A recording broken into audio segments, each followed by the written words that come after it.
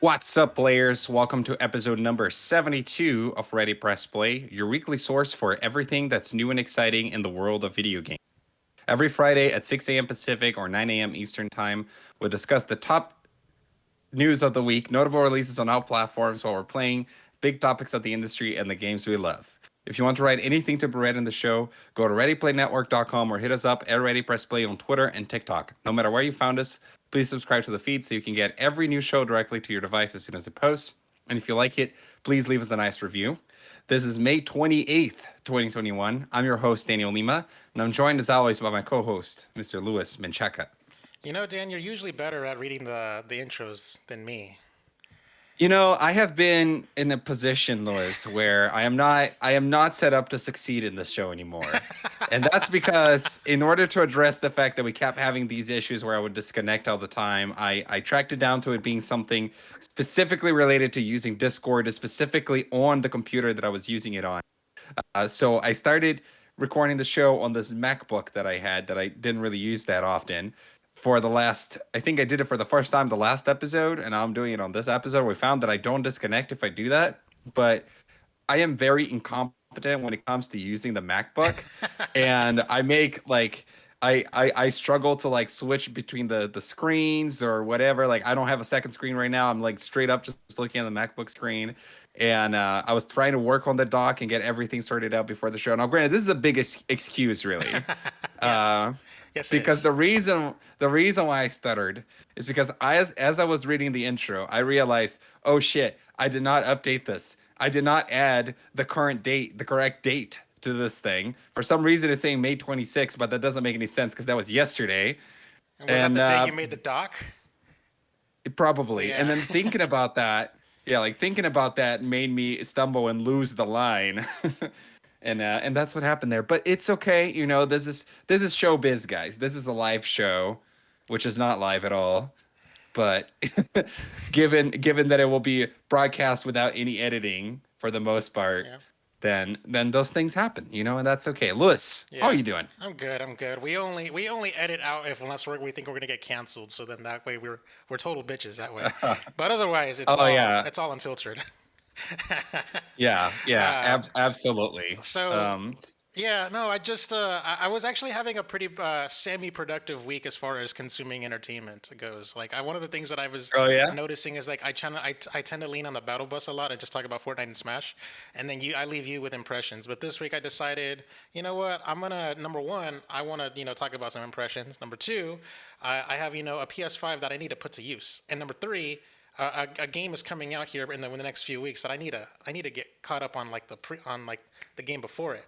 So with that being said, I actually do have a lot of juicy impressions to talk about this week. Awesome. Um, on that note, talking about games we're playing and etc. Louis and I did not stream It Takes Two last weekend because it was my birthday and I was going out of town for a few days. I had a good, nice time, good rest, good birthday, got some nice gifts and etc. All great stuff. But now ready and I'm back to work and back to normal, regular schedule. So this Sunday we're going to be streaming and finishing It Takes Two at 10 a.m. Pacific time, 12 p.m. Central, 1 p.m. Eastern time on twitch.tv/readypressplay. So please go and check that out. And of course, all of our streams, the VOD later goes to our YouTube channel, Ready Play Network. You can just search that and see our It Takes Two streams. So pretty excited about that. Yes, yes. We will be finishing the game presumably.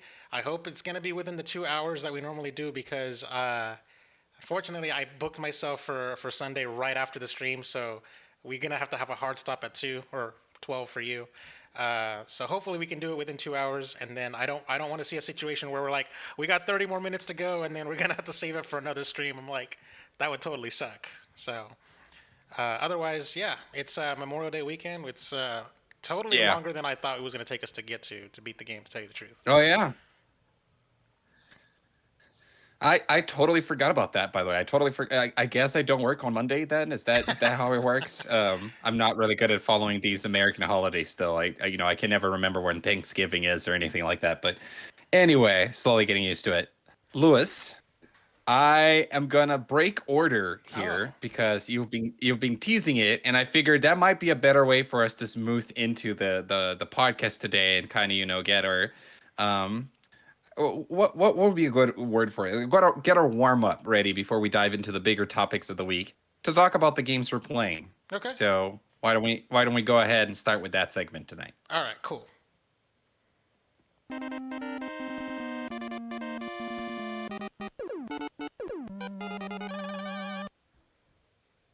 Yeah, so going back to the old format, we've done this format a few, for the last 2 weeks where we started with topic of the show, and I think it made sense with the guests in, we introduce the guests and then get straight into topic of the show. But today I want to have a more laid back, more chill, like it's just me and you again, just Yes. having a good time. Of course, we had Dallas from Level One Gaming on our last episode. The episode before that, we had Kyle Stevenson from PlayStation Trophy Room on our show, and both of those episodes were great. I recommend everybody going back and listening to them in case you skipped them.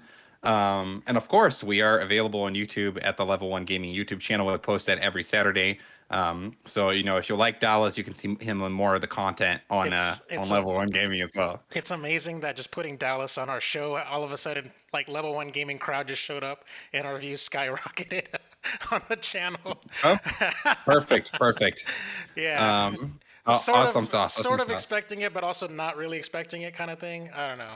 Yeah, but yeah, Lewis, I was just mentioning that I got some nice gifts for my birthday and stuff. And what I did now for the last 2 years, because my family is always asking me, like, oh, what do we want for your birthday? And for the last, like, for a good chunk of time, after I was 19 or 20, I didn't really know what to ask ever.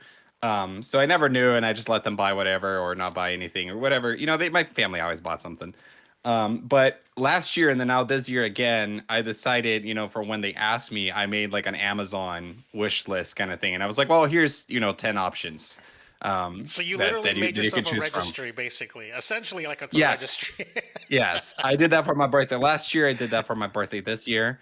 And then I got a few interesting things. So one of the things that I got is Ring Fit Adventure.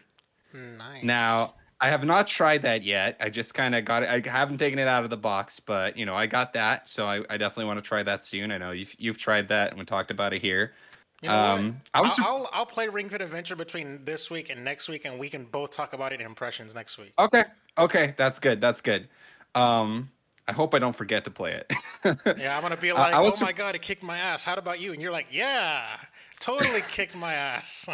I'm just gonna say it's probably gonna kick my ass. I am not fit at all. I am gonna say I was surprised at how light the box was, because whenever I saw the trailers and stuff, I expected that ring to have some weight to it, Yeah, and it's so light. It feels like it's like basically like a piece of plastic or something. yeah. Um, but another interesting gift that I got is this guy right here.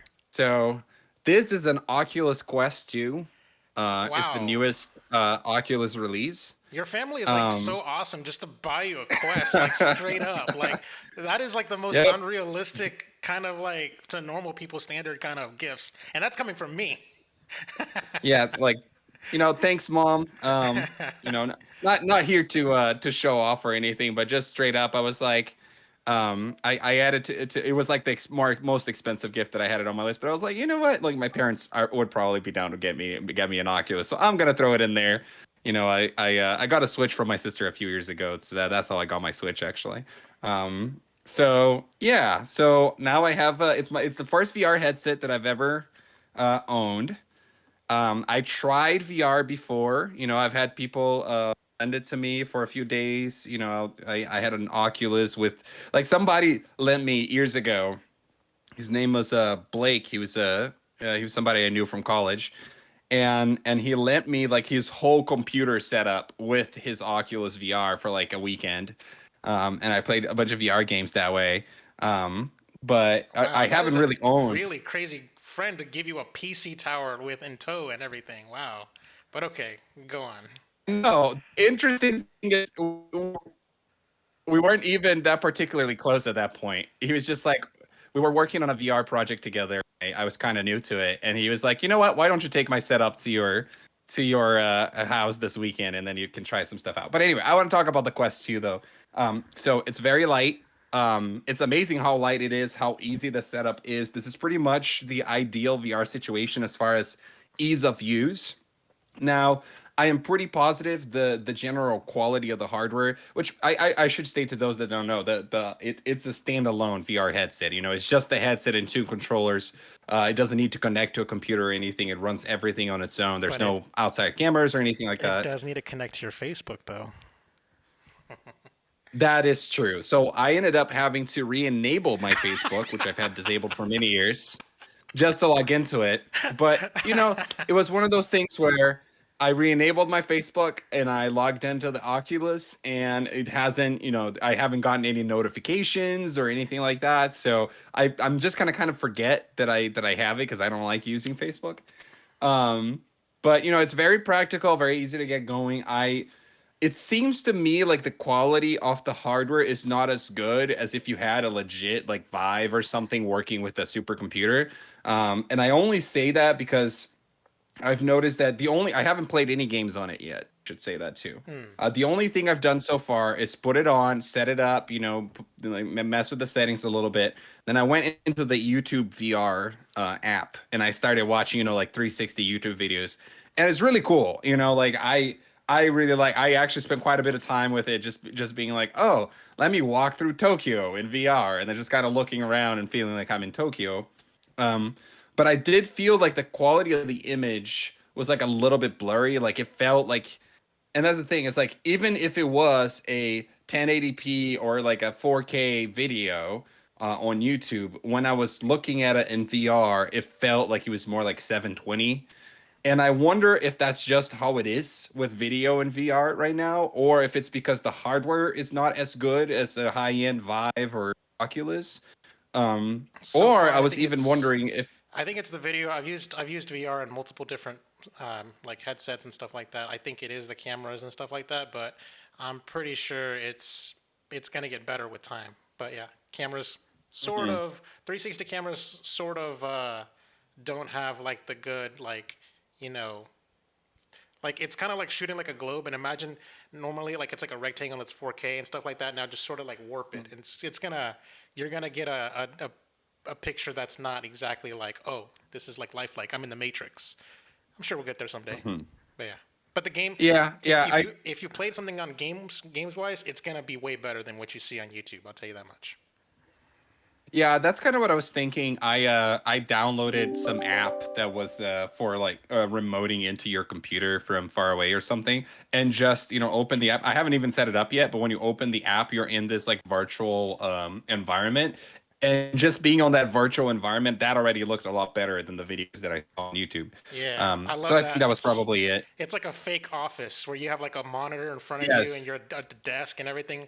That is so dope, by the way. You can, yeah. A- And that's the thing, is like I'm excited to play some games, but I am the most excited about the possibility of, and I've talked about this before in the show, I think, of using this for other shit. I actually think it's really cool, the idea that I could be maybe in a trip or something, and put that on and then remote into my desktop from far away, and then just have like, I don't know, like multiple screens to like do stuff in or look at, or just even like watching a movie in that like theater view. I think looks really cool.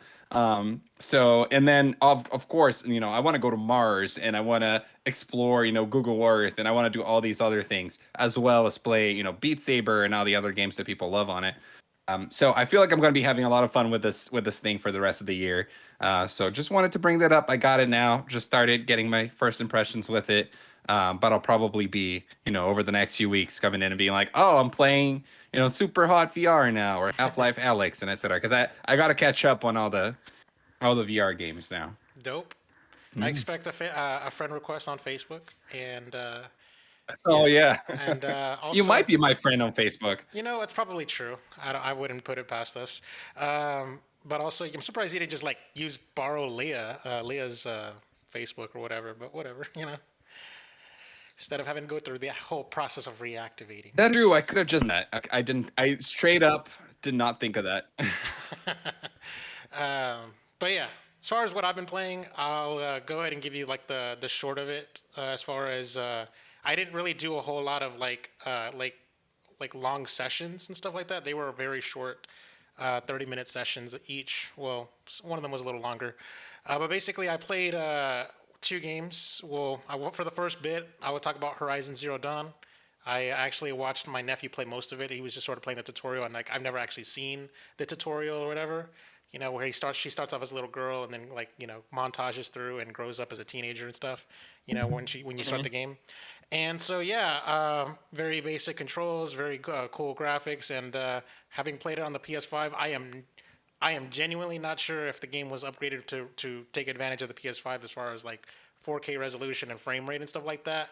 But at the very least, I do know that it would be running the PS4 Pro version of it, and the PS4 Pro does have checkerboard rendering 4K. So when I saw the picture on my TV screen, and it was definitely a 4K picture. So 4K PS4 Pro or not is still beautiful as hell, dope, and just like the game has. I didn't even go out of my way to turn off like the HUD elements and stuff like that because I'm like, again, it's like I'm too new to the game that I wouldn't want to feel. I want to basically have like the training wheels and have the HUD elements help guide me. But basically, you can just sort of disable all of that. It's possible, so that way you can just sort of just bask in the beauty of the world and stuff like that, which they created a very gorgeous ass world with that Decima engine. So far, it's all very basic stuff. It's like, oh, bow and arrows. You craft your arrows.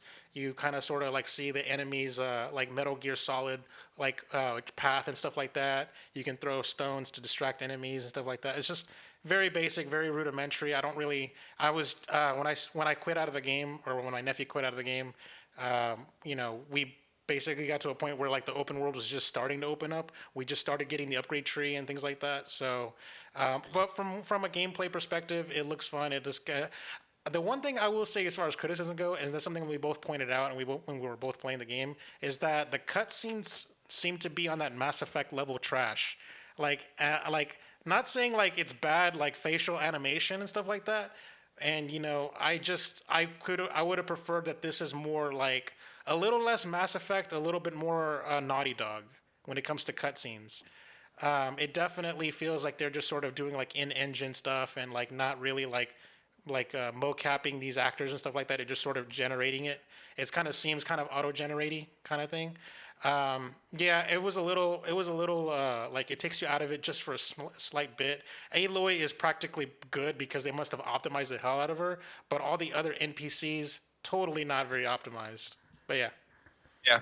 Well, it is a 4-year-old game, right? yeah, There's that. And nowadays, with the way that these things advance, sometimes a 4-year-old game already looks kind of aged compared to some of the newer stuff that's coming out, like you said, The Last of Us Part 2 or Ghost of Tsushima last year. yeah. But I will say that when it comes to interacting with NPCs in open world games, like an NPC that you talk to and they give you a quest or whatever, I feel like that's where it stayed for a while now, right? Like I feel like we haven't gone too much further than that. It feels it's very rare that I have interactions with NPCs in open world games, like be it Horizon Zero Dawn, which I played, a few hours off, but I didn't get that far, or the Shadow of the Tomb Raider, which came out I think around the same time or like a year later, and I played all of, or a lot of these other, the Assassin's Creeds and etc. A lot of times it feels like because there's so much content that they need to build in those games, that it doesn't get the same level of quality and polish in the interactions as a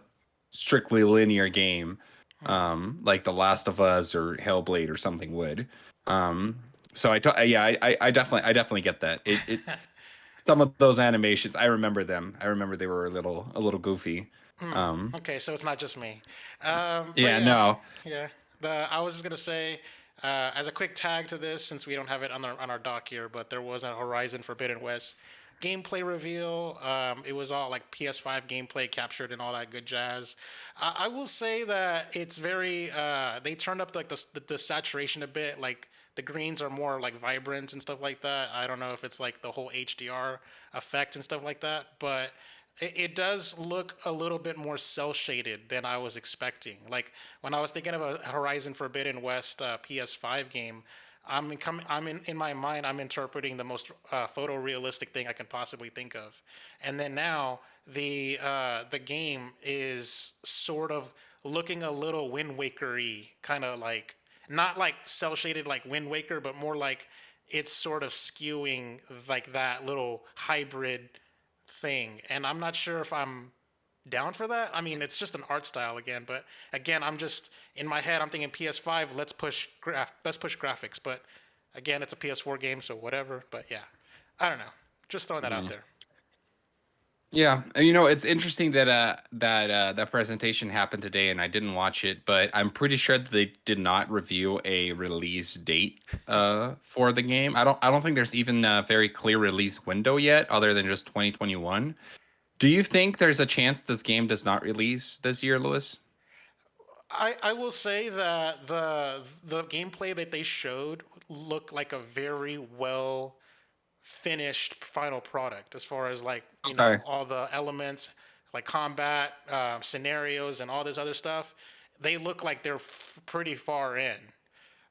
So it looks like if you talk about like Halo Infinite and that little vertical slice, and then you look at this little vertical slice, complete like opposite ends of the spectrum. Like this kind of looks like that whatever that level is, as far as like whatever that part of the open world is, that looks like a final build from the looks of it. Just how polished it seemed. So yeah, I'll give it up to them.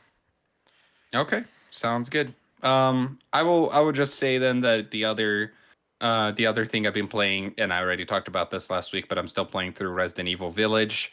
I'm around 4 hours in now, and the thing with a game like that is that I need to play it in small increments. I can't, as the tension builds to a level where I can't really play it for more than an hour at a time. So that's basically what I did so far. It's like been 4 sessions of like an hour each, more or less. Fair And enough. even that already feels like a lot. Like usually I'm like, oh damn, I feel like I've been playing this game for a really long time, and then I'll go and I'll save, and then my it will down my play time is like 30 minutes over like the last time I saved it. Um, but the game, I just got finished with what I believe is the first major section of the game, like Act One or whatever. Because it everything there was like all this build up, and then it ended in a boss fight. And the boss fight was pretty cool. I really enjoyed it. So far, I actually really like the game. I am not in love with the story or anything like that. I don't really know what's going on in the story yet. It's one of those mysteries where there's weird shit happening. What is the explanation of it? And you don't really know until you probably get to the end. Um, but so far I'm enjoying it. Oh, and I did want to mention, like last week, I said that in my first hour playing the game, I really struggled with the shooting, and that I had this section that I had a hard time going through, and then I rage quit basically. Not really rage quit, but just stopped playing because I got annoyed. So a few things about that. First, I went into the settings and I messed with the aim sensitivity, and I messed with the aim acceleration, and That's what I told you about. I Yeah. yes, and I disabled the acceleration like you recommended and messed with the sensitivity a little bit. Much better. I struggled a lot less with aiming after that. So that was an actual thing that I had to do. I wasn't just being a bitch about it. And Yeah. but the other thing is that this part of the game that I was struggling with, which is pretty early on, and people are gonna like even laugh at me about this probably, but I misunderstood what I was supposed to do, because you're in the village, and all these monsters start attacking you from every direction, and you have like 6 bullets or something, or you don't have a lot of ammo, and I was trying to figure out a way to kill them all, and I kept getting killed in the process. And you were not supposed to do that. You were supposed to basically run around in circles until a certain amount of time had passed, and then it would trigger a cutscene, and you would move on with the game. Um, so I did not, and maybe that's on the game for not conveying that to me. They did say something akin to like survive. It was like goal survive, but I took that as like, okay, I'll kill everybody to survive.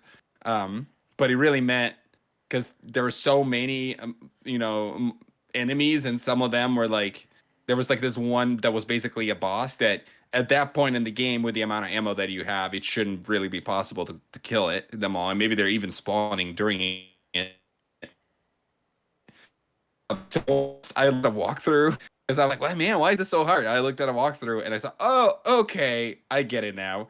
And then I was able to get through it. And then after that, I haven't really struggled with the game as much. In fact, I've been able to go through everything fairly easily, not really dying that much, and etc.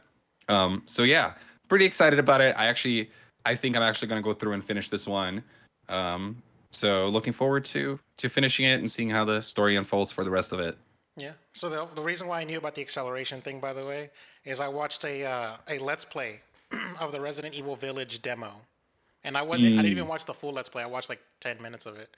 But the demo, the guy, my YouTuber that I was watching, that he was doing the little Let's Play of, he saw the sway of the acceleration, and he was like, "Oh, we got to change that." And he went to the options menu and he like disabled it. I saw him do it, so I was like, Hmm. "Okay, I noted." So, yeah.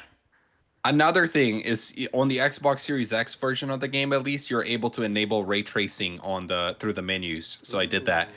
And it surprises me that shit like that is not just enabled by default when you play the game on Series X, right? Like, wouldn't you expect that to be the case? Like, Yeah, I don't know. Like, that's interesting. yeah, and that's what I've heard is like kind of like a general criticism of next gen is that apparently it's not that uncommon that you're getting these next gen games on PS5 and on Series X, and next gen features that you would expect to just be in the game are actually behind an option that you need to enable in the menu. So, Yeah, that's one of um, the things that I was just thinking about is like whenever it came to the Xbox One X and the PS4 Pro, and like when I thought of like Tomb Raider, the 2016 Tomb Raider, Rise of the Tomb Raider, like the Rise of the Tomb Raider had a bunch of toggles on the Xbox One X where it's like you can do any number of different mhm, things, and that's one of the things that I was just thinking about is like whenever we get to the part where there's going to be so many performance modes and like optimized modes and all this other stuff that yeah, I just want to just thinking to myself, even for someone like me, like who knows my stuff, it's gonna start feeling cumbersome and confusing, and especially yeah. since GDCs are a little bit more harder to come by these days. There's not gonna be a universal standard when it comes to these type of feature sets. It can get a little overwhelming. Like the choices in those menus sometimes they're overwhelming to me, so I tend to just ignore them for the most part. And I like having, options for things. I think it's important because, it benefits people that need to go and mess with the options, like the aim sensitivity thing that I had to mess with to play the game well. But at the same time, I feel like the experience that the settings need to be set for the default settings need to be set to be the optimal experience, right? And I guess that is subjective. But I feel like if you can turn on ray tracing and the game still runs well, because I didn't notice any drop in frame rate after doing that. Then why not just have it on? I don't know. It's that one was weird to me, but Yeah. let's move on. All right, fair enough. Like the last thing to talk about is a game that I actually did play a lot of. I went ahead and started to go into the 2016 Ratchet and Clank, and Mm-hmm. I don't know, man. Like again, I am completely like it's hard to tell because like I feel like the game feels like it has been optimized. I feel like I heard it got a patch or whatever. Again, just pure speculation, but it looked 4K as fuck, so I'm happy. So that being said, the game actually was pretty. I got past the tutorial and I played a little bit beyond the tutorial. I made it to like the third world, or because like the first two worlds are little tutorial worlds. Ratchet and Clank meet for the first time, and now they're off to go save the world from an alien invasion. And, they're basically like what's his name? The guy. Damn it. Whatever. The guy in that did the whole like the red coats are coming. The red coats are coming. That's like American history stuff right there. I can't. Paul Revere. Yeah. There you go. Just. Anyways, you don't know who Paul Revere is. I guess you don't know. Yeah, you're Brazilian. It's fine. But yeah. So yeah. You're basically trying to warn like the superheroes within the game, like go to them and warn them that this invasion is coming. You know, and so you're basically trying to save the day and everything like that. And you're getting caught up in this alien invasion and you're going to fight them and all that good stuff. It's super basic. It's very easy. It's like the most easiest tutorial I've actually played. It's, press this button to like hook shot and, swing and, change your weapons with the up on the D-pad and the left on the D-pad. And it's very charming. The CGI cutscenes are next level. the framing device is like a story within a story. So like this character is telling the story in the past, and he's narrating it, and so some of the narration sort of come into play when you're playing the game. It's like he jumped on this thing, and then then you're jumping and stuff like that. And then there's one part where like I just sort of dive into a pool for no reason, and there's nothing there, and then he like the narrator's narrator's like he started swimming or whatever, like that kind of stuff. It's kind of funny. It's nice. It almost kind of feels like that one Steam game. What's that one? Never. There's like damn it, the narrator where you fight him or you don't. Whatever. I'm not even gonna try it. Well, the Stanley Parable. There, that's the one. Yeah, the Stanley Parable. So it's got that framing device. It's very cool. It's very awesome. It's also very meta because at the same time when when that game dropped, the Ratchet and Clank movie dropped as well. And so they reference the movie within the game. It's saying, "Oh, they're making a movie on my life." It's like, no, they're making a movie based on the game that's based off in your life, kind of thing. And I was like, that was actually pretty funny. And I was like, that's exactly what the movie is. So they're even referencing it within like the opening cutscene and stuff like that. And it's a good framing device. It's good cross pollination, cross promotion, and game is kind of fun. It's just like, again, I haven't really gotten into like the meat and potatoes, but I've got like 3 guns now. So hopefully more comes. I know the upgrade tree is a little confusing. It's a little cumbersome, but I sort of got it. I don't think I have much to say other than the game is kind of blissful fun. It's kind of just action adventure. I actually started playing this game as well, Lewis. I did it about 2 weeks ago, and I didn't bring it up on the podcast because I barely played. But I did get through the original, like the first tutorial or whatever, and maybe a little bit more after that. But I think you're probably ahead of me, and I feel like it was cute. It was cute. It was fun. The mechanics played fine. But I did not feel particularly like engaged or motivated to get back to it, which is why I haven't since. I know we're planning to both play this game and do a spoiler cast on it probably sometime soon. And I will try to get through it and make a point to play it, etc. But yeah, like at first I was like, yeah, this is fine, but I wasn't necessarily super impressed, right? Like I didn't feel like it really hooked me. And something that I'm wondering is like people are putting a lot of weight into Rift Apart being this next gen, almost like next generation defining game. And it is doing a lot of cool like tech stuff. But I wonder if people are gonna perhaps be disappointed with it because of the weight that not for the game's fault, but because of the weight of next gen showcase on its shoulders of the release. Yeah.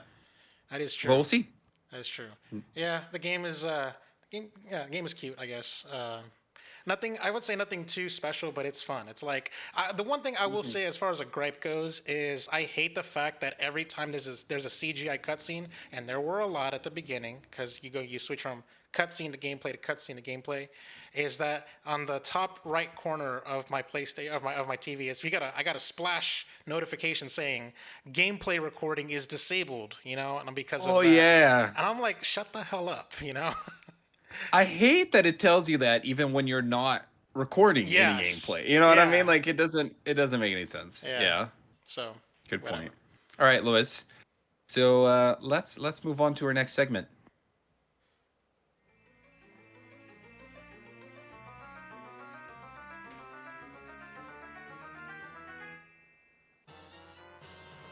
It's time for a topic of the show. You're a little late on that one, but okay. Yeah, it's all right. I created it to begin with. I can change it if I want to. There's some singers that say that. It's like it's my lyrics, so I'll sing them how I want. I didn't forget them. I just changed them on the spot. So for the last 2 weeks, Lewis and I did this special thing, and we did it with guests for the last 2 weeks, where we talked about we focused the topic of the show on PlayStation, then we focused one on Xbox, and today we want to do that with Nintendo, and it's actually we accidentally got such great timing for this because a Bloomberg report came out with some new updates on the potential new Nintendo Switch model, and Bloomberg is paywalled, and Lewis and I don't have access to it. So rather than reading that, I'm gonna bring in this report of it for my Nintendo news by Ninten Mal 5. And it says here, as the biggest gaming industry event approaches, Bloomberg is reporting the news of an upgraded Nintendo Switch console is about to drop. Thanks to sources familiar with the matter, Nintendo will be assembling the new model as early as July, and the improved console is set to hit shelves between September and October of this year. Interestingly, it's also mentioned that this new Switch Pro is set to supersede the current original model at some point, and we can expect the Switch we know and love to be eventually phased out, according to the report. In terms of pricing, Bloomberg is reporting that the upgraded Switch will likely come with a higher price tag thanks to the global semiconductor shortage, and it will be sold alongside the already available Nintendo Switch Lite. It's been previously discussed that the new model will house a new 7-inch OLED screen and have 4K capabilities. You can read the previous post, and then there's a link for it. With E3 just around the corner, it's not completely out of the realms of possibility that we would hear news of this new and improved revision on Nintendo's hybrid console, but as always, we'll have to wait until we hear from Nintendo. And I'm pretty sure there's been updates to the story that are reporting that we're actually going to hear about this before E3. That this might be announced ahead of Nintendo's Direct. Which, if they do that, I hate when they do that. I like when things are just kind of all clobbered up together for one good, awesome presentation. I don't like when they give tidbits of things like here and there before it leads up to something. Um, but we'll see. So, Lewis, yeah, we've gotten plenty of rumors about this. We've talked about it on the podcast for probably since we started making it. It looks like you're right. It looks like we're going to see this soon. There's enough sources now reporting on this kind of thing that lead me to believe that it's true and that we will probably see it within the next 6 months.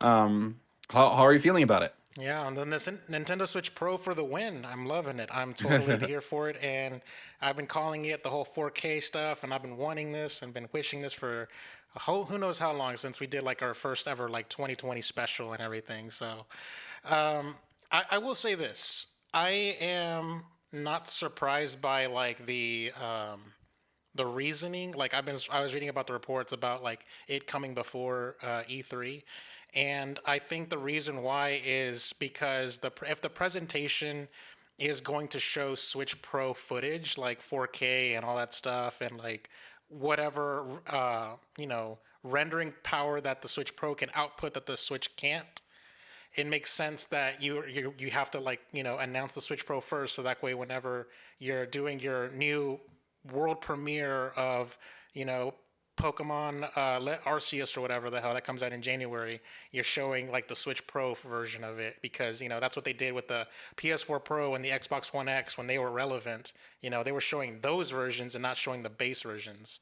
So I'm not surprised that that would be the onus is on Nintendo to just get that announcement out of the way. So whenever we come to like our sizzle reels, that we're showing the best looking footage possible. Yeah, I'm glad you mentioned about the Pokemon release date because that was a story that came out and I forgot to add to the doc or maybe I didn't think much of it, but they did announce that the release date for the Diamond and Pearl remake coming out later this year, as well as the Pokemon Legends Arceus game. And like you said, that one is January, which is definitely earlier than I thought. Um, I'm not gonna lie, I would have expected that game to be like a fall 2022 game. Yes, And or I maybe March. I would say that's blockbuster season kind of thing. yeah, well, and I expected it to be late because of how it looked. Like because it didn't look like it was really that close to being finished to me. And it was very choppy and it seemed ambitious and they were very clear to say like, "Hey, this is not coming out this year." You know what I mean? The fact that it's coming out in January makes it seem like, well, it very well could have come out this year probably. It seems like it's just one of those things where it slipped a few months out. It was supposed to be the big fall game or whatever. It slipped a few months out because of the COVID, which then makes you wonder about the Diamond and Pearl remake as well and how all that fit in the schedule. Like, were they going to release? They're releasing two major Pokemon games really close to each other, and I don't Yeah, think that's not common for Nintendo, right? seemingly So mainline at that. I mean, you would let like the yeah, Pearl, like all of like the remakes, like Auras and all that stuff. They always get like a year to breathe for themselves. So exactly. yeah. So Now we did not get a did we yeah, we did not get a major mainline Pokemon game last year, right? no, Because we got the we got expansions. I think. Well, wait, yes. did the expansions come out in 2020 or 2019? I know we got expansions for Sword and Shield, but Yes. the way I remember is 2018, fall 2018 was Let's Go, then fall 2019 was Sword and Shield, then throughout 20, I think got one in the middle and then one towards the end. So you know what that means? I think Diamond and Pearl was probably meant to come out last year, and they pushed it, and then this other this other game, Arceus would have been the 2021 game, and then it just got pushed for a little bit. Yeah, Um, makes so sense. okay, that makes sense. Makes sense. So we're gonna get a lot of Pokemon games actually when you think about it in a short time frame between Pokemon Snap and then Diamond and Pearl and then Pokemon Legends. So that's pretty cool. But as far as the Switch Pro goes, I think it's interesting that they're phasing out the current Switch. That Yeah, the plan is for it to be a replacement and not an addition. yeah, I'm a little Um, concerned about that because the pricing, one of the things that makes Nintendo so competitive is that they're $300, like $299. You know, I get that they have the $199 price point with the Switch Lite, but like as far as the rumor that I was reading about is that the pricing is going to be looking like it's going to be $399, and that's $400. That's the same price as a PS5 digital edition, and that's like $100 more than a Xbox Series S. You know, so yeah. you're in that same company from a price perspective. So I would actually kind of say that they should keep the regular base Switch at the $300 price point. So you have $199, $299, and $399. It's better that way, and I get that usually when it comes to like the 3DS family of systems, every time a new 3DS came out, it phased out another 3DS. You wouldn't see all the entire line that like I would show you in like a pictures like here's all my 3DSs. You wouldn't see that in a Walmart all at once. You know what I mean? Because there's only so much shelf space. But still, I think that the onus is on them to have like go with the iPhone route. It's like we have an iPhone at every price point, you know.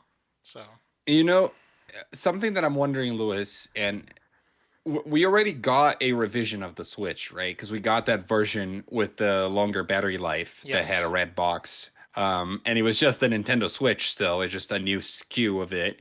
And I'm pretty sure that version probably phased out the old one. Like I would assume that if you're going to buy a new Nintendo Switch right now, that it will be that version as opposed to the one that they were selling back in 2017. Um, I could be wrong about that, but I that's the believe you're impression that I got. I believe you're correct. Yes. So is it possible that what we keep calling the Switch Pro is actually just the Nintendo Switch? Still, that is just, um, like it's more or less still the same console, looks very similar. It just has these new, um, you know, this new upgrades like the screen and the 4K capabilities and etc. And that it basically just becomes, like 2 years from now, if you say, I want a Nintendo Switch, that's what the Nintendo Switch is.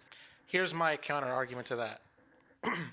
From what the rumors are saying that third parties want more headroom for capabilities and stuff like that. You know, give me more Hmm. RAM, all that good stuff.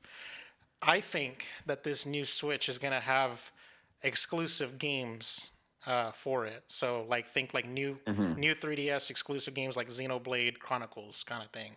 Yeah, like the one that they did. Yeah, Yeah. Minecraft as well as like I think there's like There were a 10. few. There's There were like a few. 10 I It was think. just Yeah, it that was just were. kind of funny that, here's a whole new like hardware upgrade, and then over the many years that it was available after that, we only got, like you said, like at most like 10 Yeah. exclusive games for it. So, Yeah, but but like go I ahead. think like the DSi was supposed to have like the DSi had exclusive games again, not very many. Most of them was Hmm. DSi ware.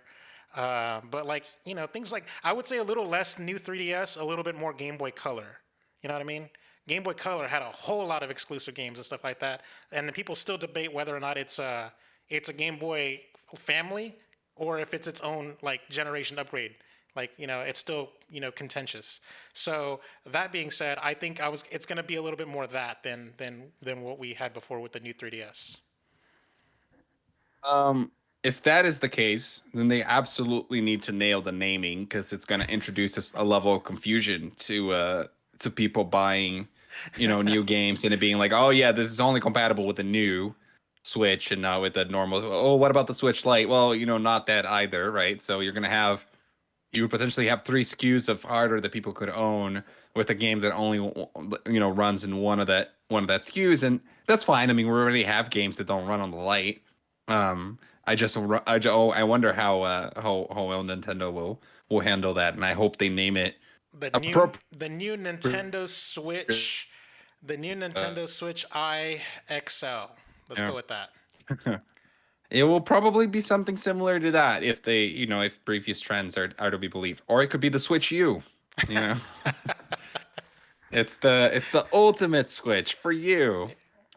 Um, so let's talk about just one other Nintendo story here that is a little bit old, but we forgot to cover it in the past. And that's that Nintendo announced this new amiibo for The Legend of Zelda Skyward Sword HD, which is coming out um, later in the year.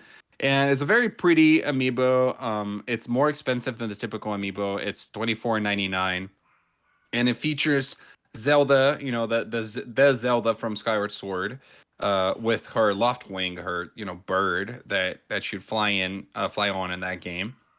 And I really like the design of the amiibo. I think it's cool that it's almost like these like two figures in one. This composition.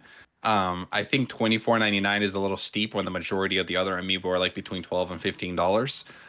It's kind of like a premium amiibo. But I really like the design. Like, that's one of my favorite Zelda designs. So I'm really tempted to try to get this, even though I probably won't be able to anymore.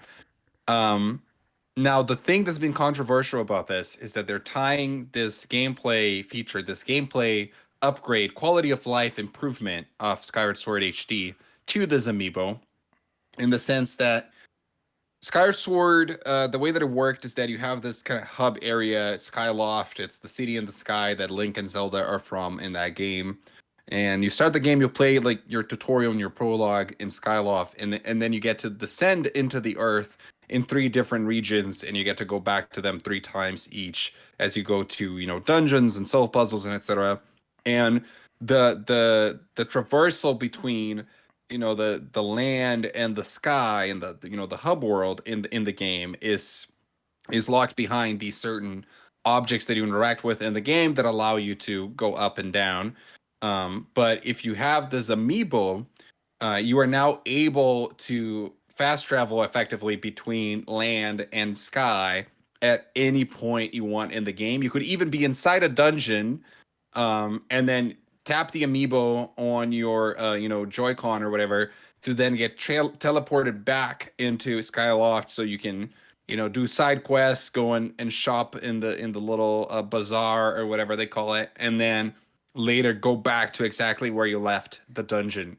Um, so what do you think of this, Louis? Why do you think about them locking this gameplay feature, this gameplay improvement behind a $25 purchase on top of the already steep $60 price point for a game that's barely being touched up for a new system? Yeah, $60 being more expensive than when the game first initially released. Yeah. It's kind of funny is that I was not at first. I was I'm such an amiibo stan that I had no problem with it at first until like I was starting to see the controversy and the reactions come up online, and I was thinking to myself, huh. If like I sort of like pondered to myself, when it came to like Wind Waker HD, one of the big touch ups that they did was having a faster sail, like that new cloth, that like sailcloth that like lets you speed faster than what you could originally in the GameCube version. And I just imagine myself like I probably would, even though I own a Toon Link amiibo, I would be sort of pissed if they put like you need to own Toon Link in order to have that sail. You know what I mean? Right. Like that would suck ass. So it just seems very weird that a quality of life feature upgrade that should be like should be a standard, especially if you are remastering something, should have been something that would be baked in, and it just seems really weird to just sort of put the onus on the customer to give us like again, even worse, it's at a more steeper price than a normal amiibo. It should be like the 13 $14 that it normally would be. Instead they bumped it up because reasons, I don't know. Yeah. I think they bumped it up because they do. It does seem like the price of amiibo does fluctuate based on the quality. I remember originally the original line of amiibos were all like 11.99 or something, and they have since gone up for a few different figures. I've seen some that were 14.99 or something like that, and it seemed to go up with the quality. So I think that kind of makes like amiibo that were bigger than normal. I can't remember which one they did a while ago. That was like a really big one. The Detective That was Pikachu. also more expensive and stuff. Yes, the Detective Pikachu one. That's right. And yeah, I mean they are So using a lot more plastic because they're sculpting two figures, but plastic is plastic. You know what I mean? It's not like I don't know. It just doesn't seem like you're really gonna be like cutting into those profit margins. oh yeah, You know? yeah. I definitely don't think this had to be $25, but I was just kind of justifying it in the sense that it doesn't seem to have been pulled out of their asses. It seems to have been something that they've been somewhat consistent with as the value of the amiibo increases. At the same time, they probably wanted to get as much profit as possible out of this one because they knew that people would want to buy this one to get the feature in the game and etc. I think it's bullshit. I don't think they should do that. I haven't really used my amiibo to unlock game features that often. For the most part, I just kind of like to have them as figures. I know plenty of people that collect amiibo don't even get them out of their boxes. Um, you know what I mean? I can't remember if you're one of those or not. I think you are. Nope. Okay. But at the same time, here's the thing: if people just keep buying these things, Nintendo is just gonna keep on doing it, right? So unless Nintendo fans collectively decide to kind of protest and boycott this type of stuff and say, I'm not gonna buy, Skyward Sword, and I'm not gonna buy this amiibo, then the message just keeps being sent. Well, people like it because they buy it. So I don't think we're gonna see any change in that sense. Yeah, that's true. It's kind of funny. As like I, as an amiibo person, like I very rarely do actually use the amiibos for the intended function and that they bring to these games. I Hmm. just sort of want them for the sake of having them. So, yeah, Yeah. Yeah, there's been a few cool things. Like I think it's cool that on Mario Kart, like you could unlock out like a bunch of extra, meat me costumes. costumes and stuff like that with the amiibo. And I felt like at that point I thought, things were cool with amiibo. I like the idea of like, oh, if I have all the amiibo, then I can just have a bunch of costumes on the games that I own. But I don't really want to go through the trouble of doing that in every game. Yeah, And there and then there was only one game that I actually utilized amiibo functionality, and that was Breath of the Wild, because it did it pretty well in my opinion. The the Wolf Link was dope as hell. and okay, and so that's what you're also talking and about. also because he like rides around with you and he fights with you, and also like if you have like Twilight Princess Link, or you get Epona as well as his costume, like his gear, his clothes and stuff like that. You can get Toon Link and all that other stuff, 8-bit Link. So getting those costumes are cool and all, and I didn't really mind it. But one thing that did bother me about using amiibos is they are a bit of an inconvenience, especially with the number of amiibos I had to use for Breath of the Wild. I had them lined up like all like in a giant ass row, just boom, boom, boom, boom, boom, boom, boom, just taking up space. And I had to like just be standing next to them and just start scanning them, and then start scanning them like just pulling them. It just amiibos kind of suck. I think Mario Kart 8 gets it right as far as you scan it one time and that's it. You know. But Yeah. yeah. Anyway, so we talked about these two news stories, but this is our topic of the show, which means that we want to talk a little bit about Nintendo as a whole, and especially the Switch right now and where Nintendo is headed forward into the next generation. We know that the Switch Pro is likely going to be coming out here soon. Last week, when talking about Xbox, we brought in this analyst article where he talked about how, and we talked about how we didn't know the validity of the data necessarily, but it seems like in 2021 the Switch might be outselling PS5 and Series X combined. And Switch has maintained this huge sales streak, like they month after month for many months over the last few years. The Switch was the best-selling console in the US. We saw that on NPD over and over again, as well as in other parts of the country. It is the fastest selling console in Nintendo's history. It is on track now at I think 80 plus million units to surpass the Wii probably within the next year and become the most popular Nintendo home console ever. And then with the possibility of surpassing the 3DS family, or it already surpassed the 3DS family, with possibility of surpassing the DS family eventually as well, and everything else. And when you think about it, this console has only been in the market for 4 years. Like that's not a lot of time. It feels to me like we've had it for a long time, but it's really not a lot of time. We're basically in, if you think about the PS4, right? Uh, uh,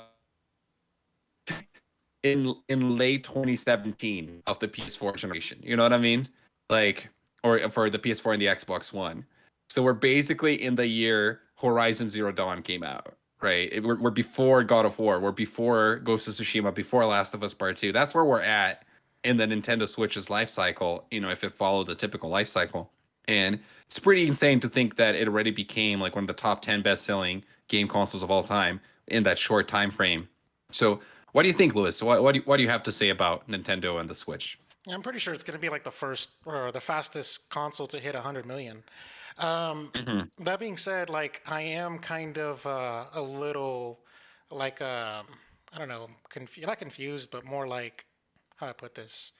I'm very I'm gonna say like a little bit skeptical about how they're gonna play this out. Like, are we gonna try to write out like a Switch Pro for the entire life cycle of the PS5 and just sort of, you know, whenever PS6 rolls Hmm. around, now we can put out a new successor? Or are they gonna just try to write it out and just say this is our platform? We're just gonna plant our flag here with last gen. Basically, it's basically I've seen the consensus is that the Switch is an eighth generation console.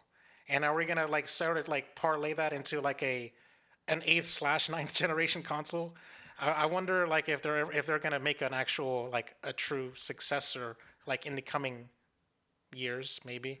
Hmm. That'll be considered a PS5 Xbox Series X competitor, so to speak.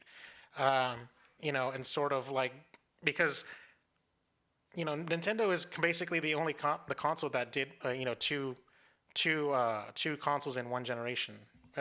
When if you in like recent history, that is to say. But yeah, that's just Right. sort of my line of thinking here and where I'm thinking on that.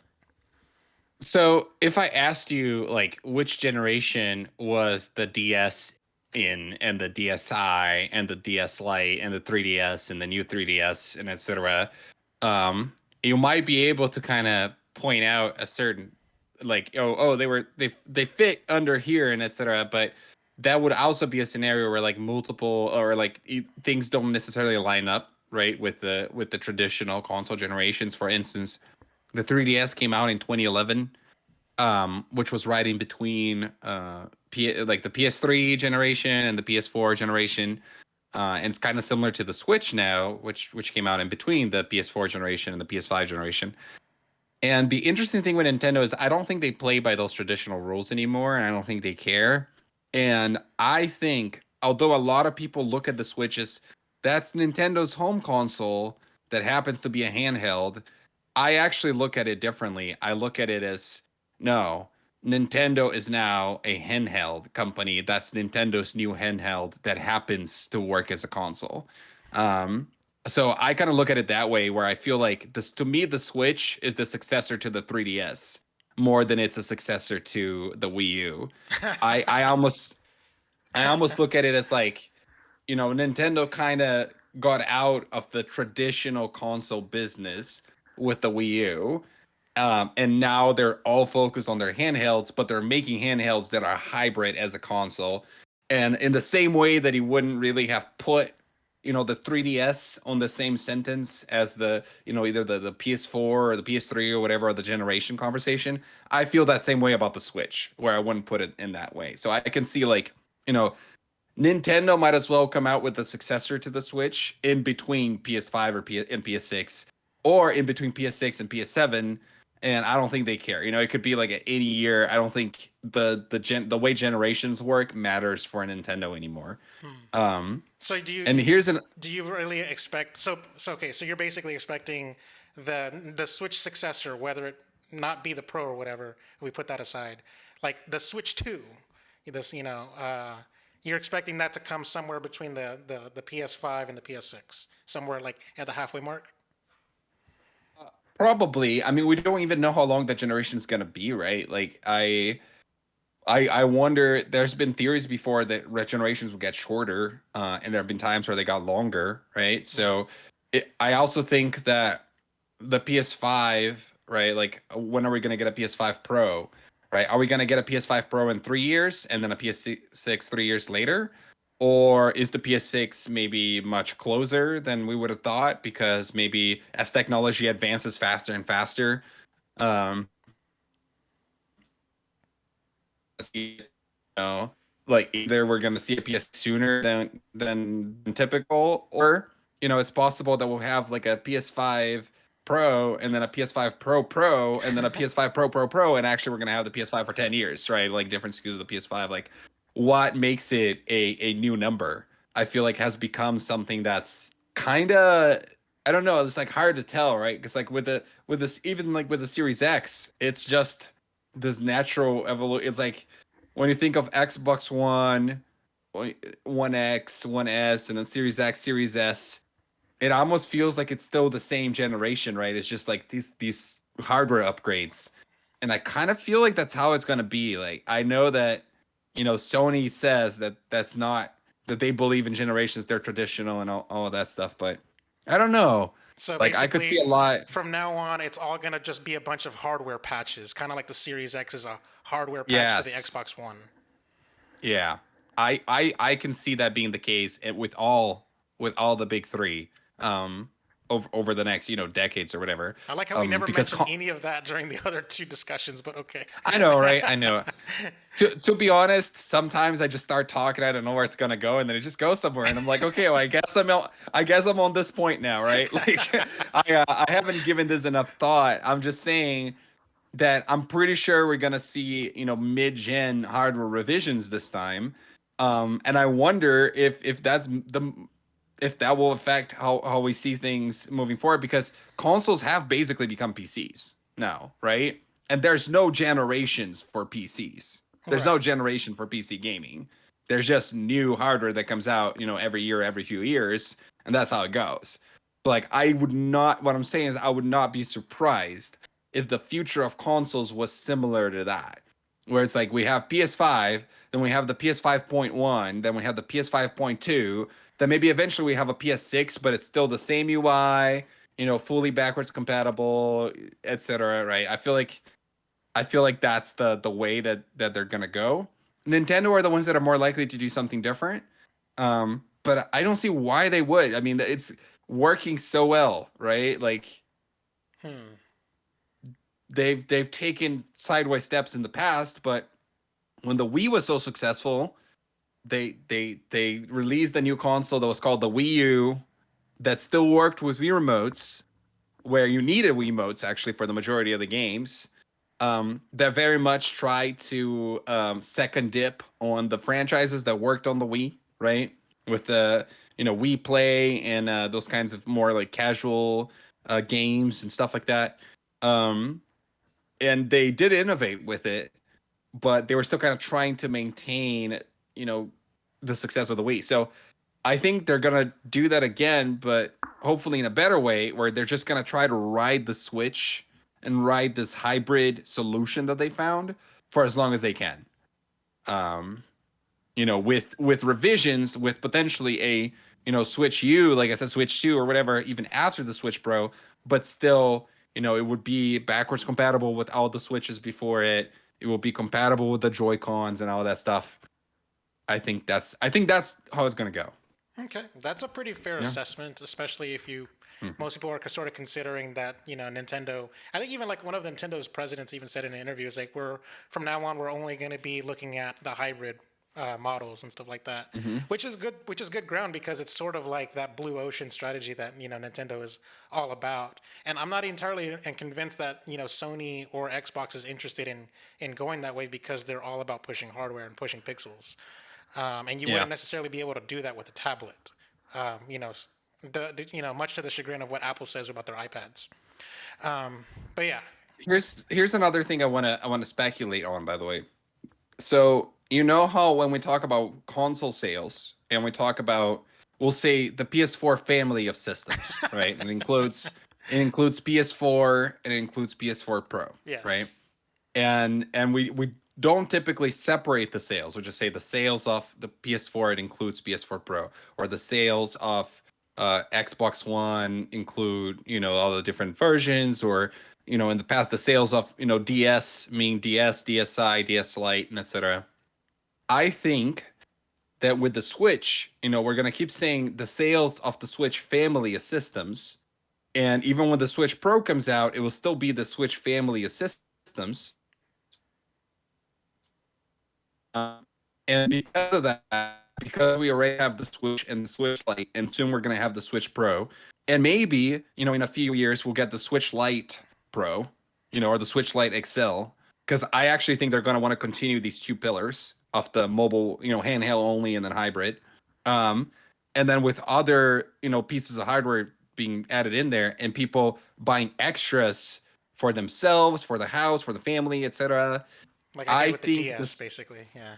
Yes, I think the Switch family of systems has the potential to be the best-selling console of all time, or the best-selling family. So it will not necessarily be, we're looking at, I think the PS2 with it's at the top with 150 million units. So I'm not saying this Switch that we have right now will sell 150 million units, because I feel like that would be stretching it. But I feel like between everything over the next 5 years, I could see them doing that. I could see them becoming the Nintendo Switch becoming the best-selling console of all time, spread across these different SKUs. Well, I believe the DS is the highest selling family of systems. Period. Like the PS2 has the title for the best selling home console at 150 Mm. million units, but the best selling gaming hardware period is a handheld, which is the Nintendo DS, which I I'm pretty believe sure they're very close, though. the DS outdid it by like 5 million, if I'm not mistaken. I thought it was Hmm. 155. So I could be wrong. I'm just sort of like going off of my memory. Not that I I think don't you're have right. a computer in front of me, but whatever. We don't really. It's I couldn't even be bothered to look that up. But yeah. So either way, though, it's still in the same company. So the fact that the DS did it, I would say it's very well possible. It's not. It's Hmm. not the most absurd prediction, considering we've already have like the current sales data to prove it, and also the Switch is still popping. It's still very relevant, and I don't see Nintendo rocking the boat either. If anything, they're just gonna go harder with promoting the hell out of it.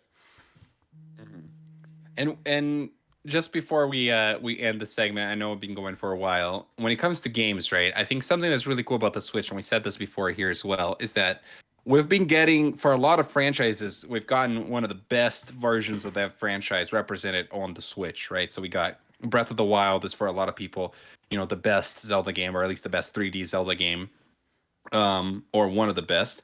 And Mario Odyssey, I think, is one of the best 3D Mario games as well. I think Pokemon, the new entries have the potential to be up there. And I can't remember, Luigi's Mansion 3, fantastic, right? We're all expecting Metroid Prime 4, very Smash, excited to hear. yeah. Smash Ultimate is the ultimate Smash Brothers game. It may not be your favorite if you're like a Melee fan or something, but it is the one that, on paper, it's the best, right? Because it has the most content to it. Um, what and then we got Animal Crossing, which is the biggest hit. It basically sold more than the whole Animal Crossing franchise put together before it, and became this huge success. So what do you think is missing, Lewis? Like, what do you think we're gonna see? Like, what games can Nintendo release over the next few years to keep the momentum? And what are the franchises maybe that you haven't seen on the Switch yet that you would like to see on the Switch? I mean, they just need to dust off all the franchises that have not been shown love. So, of course, not necessarily just make a Metroid Prime 4, but also make like a Super Metroid successor. Make a 2D Metroid, like in Mm. that 3DS. Hell, just port that 3DS game that everyone wanted in the first place from 2017, Yeah, Samus Returns or something like that.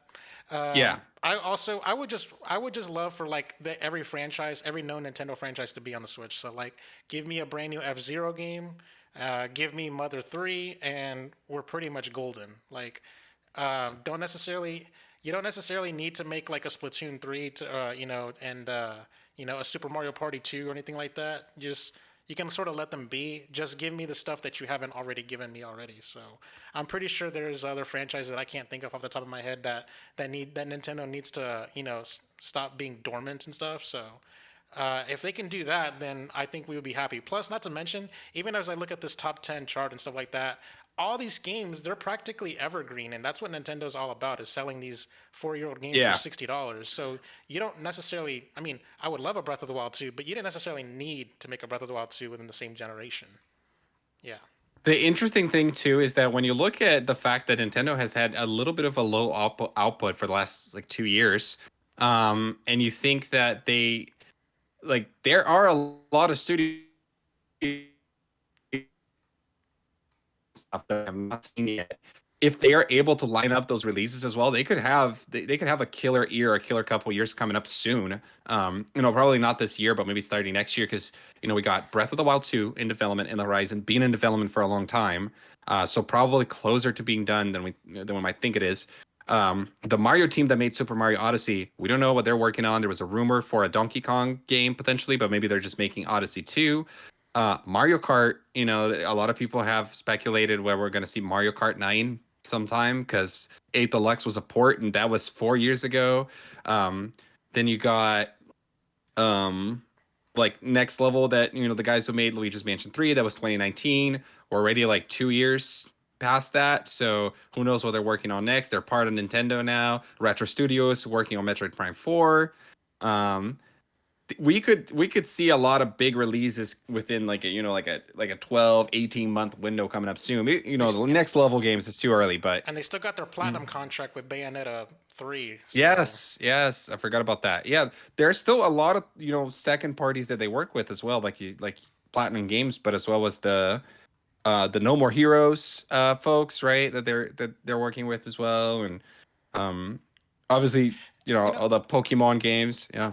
I will say this, and I'm very like, I guess I'm feeling a little jaded, especially with their lower output as of late. But like, I genuinely sort of was expecting every year to be a 2017 year from Nintendo. Nintendo set the Mhm. cadence incorrectly, in my opinion, because now, if you can't match 2017 with banger after banger, month after month, like nonstop, then I feel like it's a failure, in my opinion, which is kind of stupid for me to say when I just said on the one hand is you don't need to make anything, but at the same time, I feel like they're Nintendo is still sort of riding off of the fails and the good wave that you got from 2017. And I want it to be a situation where, like, how like when Nintendo had like their biggest year, or Sony had like their biggest year and stuff like that. I want them to sort of be in that top form again, and especially one of the biggest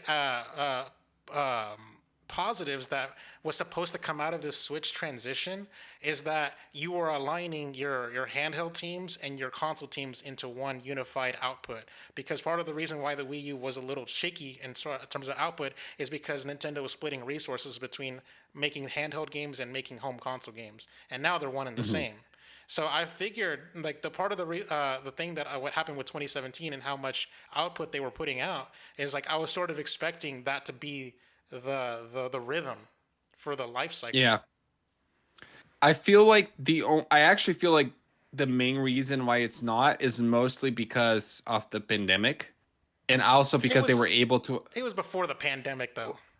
No, because if you look at 2019, right? In 2019 they had Super Mario Maker 2, they had Luigi's Mansion 3, they had Fire Emblem 3 Houses, they had I'm blanking now, but they had a lot of big releases in 2019. They were just not, Oh, Pokemon the Sword and Shield. Yeah. Pokemon Sword and Shield. They were not necessarily the Mario and or in Link's Awakening, the Link's Oh yeah. Awakening remake. So that's Yes. 5, Yeah. right? So that's 5 bangers just in one year right there, as far as like first party. But they're just not necessarily the same hype level as something like Zelda and mainline Zelda, mainline Mario. But then in 2020 they had Animal Crossing, which was A 2019 game that got basically delayed, but whatever. one of their biggest hits ever, right? So and then we haven't really seen almost anything after that, because I feel like the pandemic has fucked up their plans. So I feel like there is a separate dimension out there where maybe without the pandemic we would have seen perhaps a game like Breath of the Wild 2 come out already, right? and we would have maybe seen Pokemon Snap come out in 2020. Maybe we would have seen the Diamond and Pearl remake come out in 2020. So we don't know that. So I'm kind of I guess I'm kind of giving them the benefit of the doubt that that's why we had the lower output. There's also the fact that Nintendo can afford to do that because of how much money they made in 2017 and the following years, just with the sales of the console, and then with Animal Crossing being as huge a hit it was. Uh, and I almost kind of I don't necessarily want Nintendo to have this big first party title every month. I almost prefer it if it was like one a quarter. Hmm. If every quarter we got something big, I think that's the ideal cadence to me. As so that I have a reason to play something big on my Switch every quarter or something like that, when I'm interested in the game, which actually hasn't been the case in a while. I have not played my Switch in like almost at all in like a year, to be honest. Hmm. Um, so yeah. Okay, yeah, that's interesting. Good takes. Good takes, Dan. I will Yeah, we say should that. probably move on, right? Yeah, yeah. I don't really know. I feel like there's more to say, but it's all just speculation at this point. So let's just say one hmm last thing. Let's end this on one last thing. All right. What is hmm an announcement that you think like here's the game that is gonna just totally rock your socks off? You're like, what's the next banger announcement that Nintendo's gonna be giving us in the next, I don't know, 2 years, maybe 1 year. I don't know. The one I really want to see actually personally that has not been officially revealed because obviously everybody's excited for Metroid Prime 4, is a Donkey Kong game. I'm not it's really a me thing, but we haven't had one since 2014. When I think about like the Nintendo franchises I care about are Mario, Zelda, Fire Emblem, and Donkey Kong. And we got an awesome Mario, Zelda, and Fire Emblem so far, but we have not gotten an awesome Donkey Kong game yet. So that's where I'm at. The biggest banger I'm thinking about, as far as like, I'm thinking about dormant franchises. I want Star Fox to come back in rare form. I want the next Star Fox game that's gonna like totally blow everyone's minds off, as far as like, oh my Mhm. god, like I want something on that next level, and I don't want a Star Fox 64 remake either, or a spiritual successor. I want something Yeah. mainline that you're totally gonna just wow everyone. So I want that, and also a Pikmin 4. Even though I don't care about the Pikmin franchise, Oh we need yeah. a Pikmin mainline entry on the Switch. So That's fair. Yeah, I like Pikmin quite a bit actually. I don't think we're gonna see Star Fox though. I think my theory is that Star Fox is one of the few franchises that is gonna completely skip the Switch. yeah, I know. But if it was on Uh, the Wii U, you could definitely put it on the Switch. You know what I mean? Like, yeah. if you're gonna go out of your Let me way and do that, you might as well fucking do it. let me put it this way, Louis. I think it's more likely that Star Fox Zero and Star Fox Guard get ported to the Switch than that we will see a new Star Fox game on the Switch. I And hate you, Dan. You spoke it into existence. I hate you. Whenever we get to yeah, an yeah. E3 and we just started seeing like flashes of like this, the R wing and stuff, I'm gonna fucking say fuck you, Dan. Yeah. Yeah. But here's the thing that I want more than that. I want more than any game announcement. I want every Nintendo game to be on the Switch. Like I actually want, or every game in general. Like there was a joke, a while ago, the IGN made like an April Fool's like Nintendo Direct or something where it's like everything is on the Switch, and it's really funny. I actually want that. Like I like the Switch as a machine that can be used to just play a lot of random shit from previous generations. As like this machine that almost serves as like the historical museum of games. I think they did a decent job with like the NES online service and the Super Nintendo online service so far, despite the fact that they're still missing some key games there, namely Earthbound, for instance. But that's what I would like to see. Like I want to continue to see that. Like bring me all the Wii U games. Bring me all the Wii games in GameCube. remastered Yeah. form. Bring me all the GameCube with the 64. I'm surprised we haven't seen like an N64 online thing yet. Yeah. Like, because the Wii was so good at that. Like, the Wii was so good at having a huge library of virtual console that was built throughout the life cycle of the system. I want to see that again because I feel like it's one of those things that Nintendo does really well I feel like that's when the they want biggest to. That's the biggest fumble, in my opinion, that Nintendo Yeah. did this generation, is not continuing the virtual console service.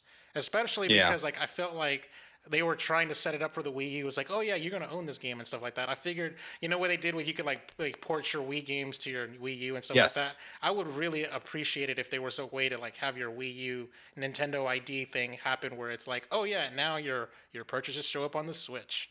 You know, I feel like that's like a very big missed opportunity, especially for video game preservation when the Wii shut down and there was a lot of exclusive Wii virtual Yeah. consoles.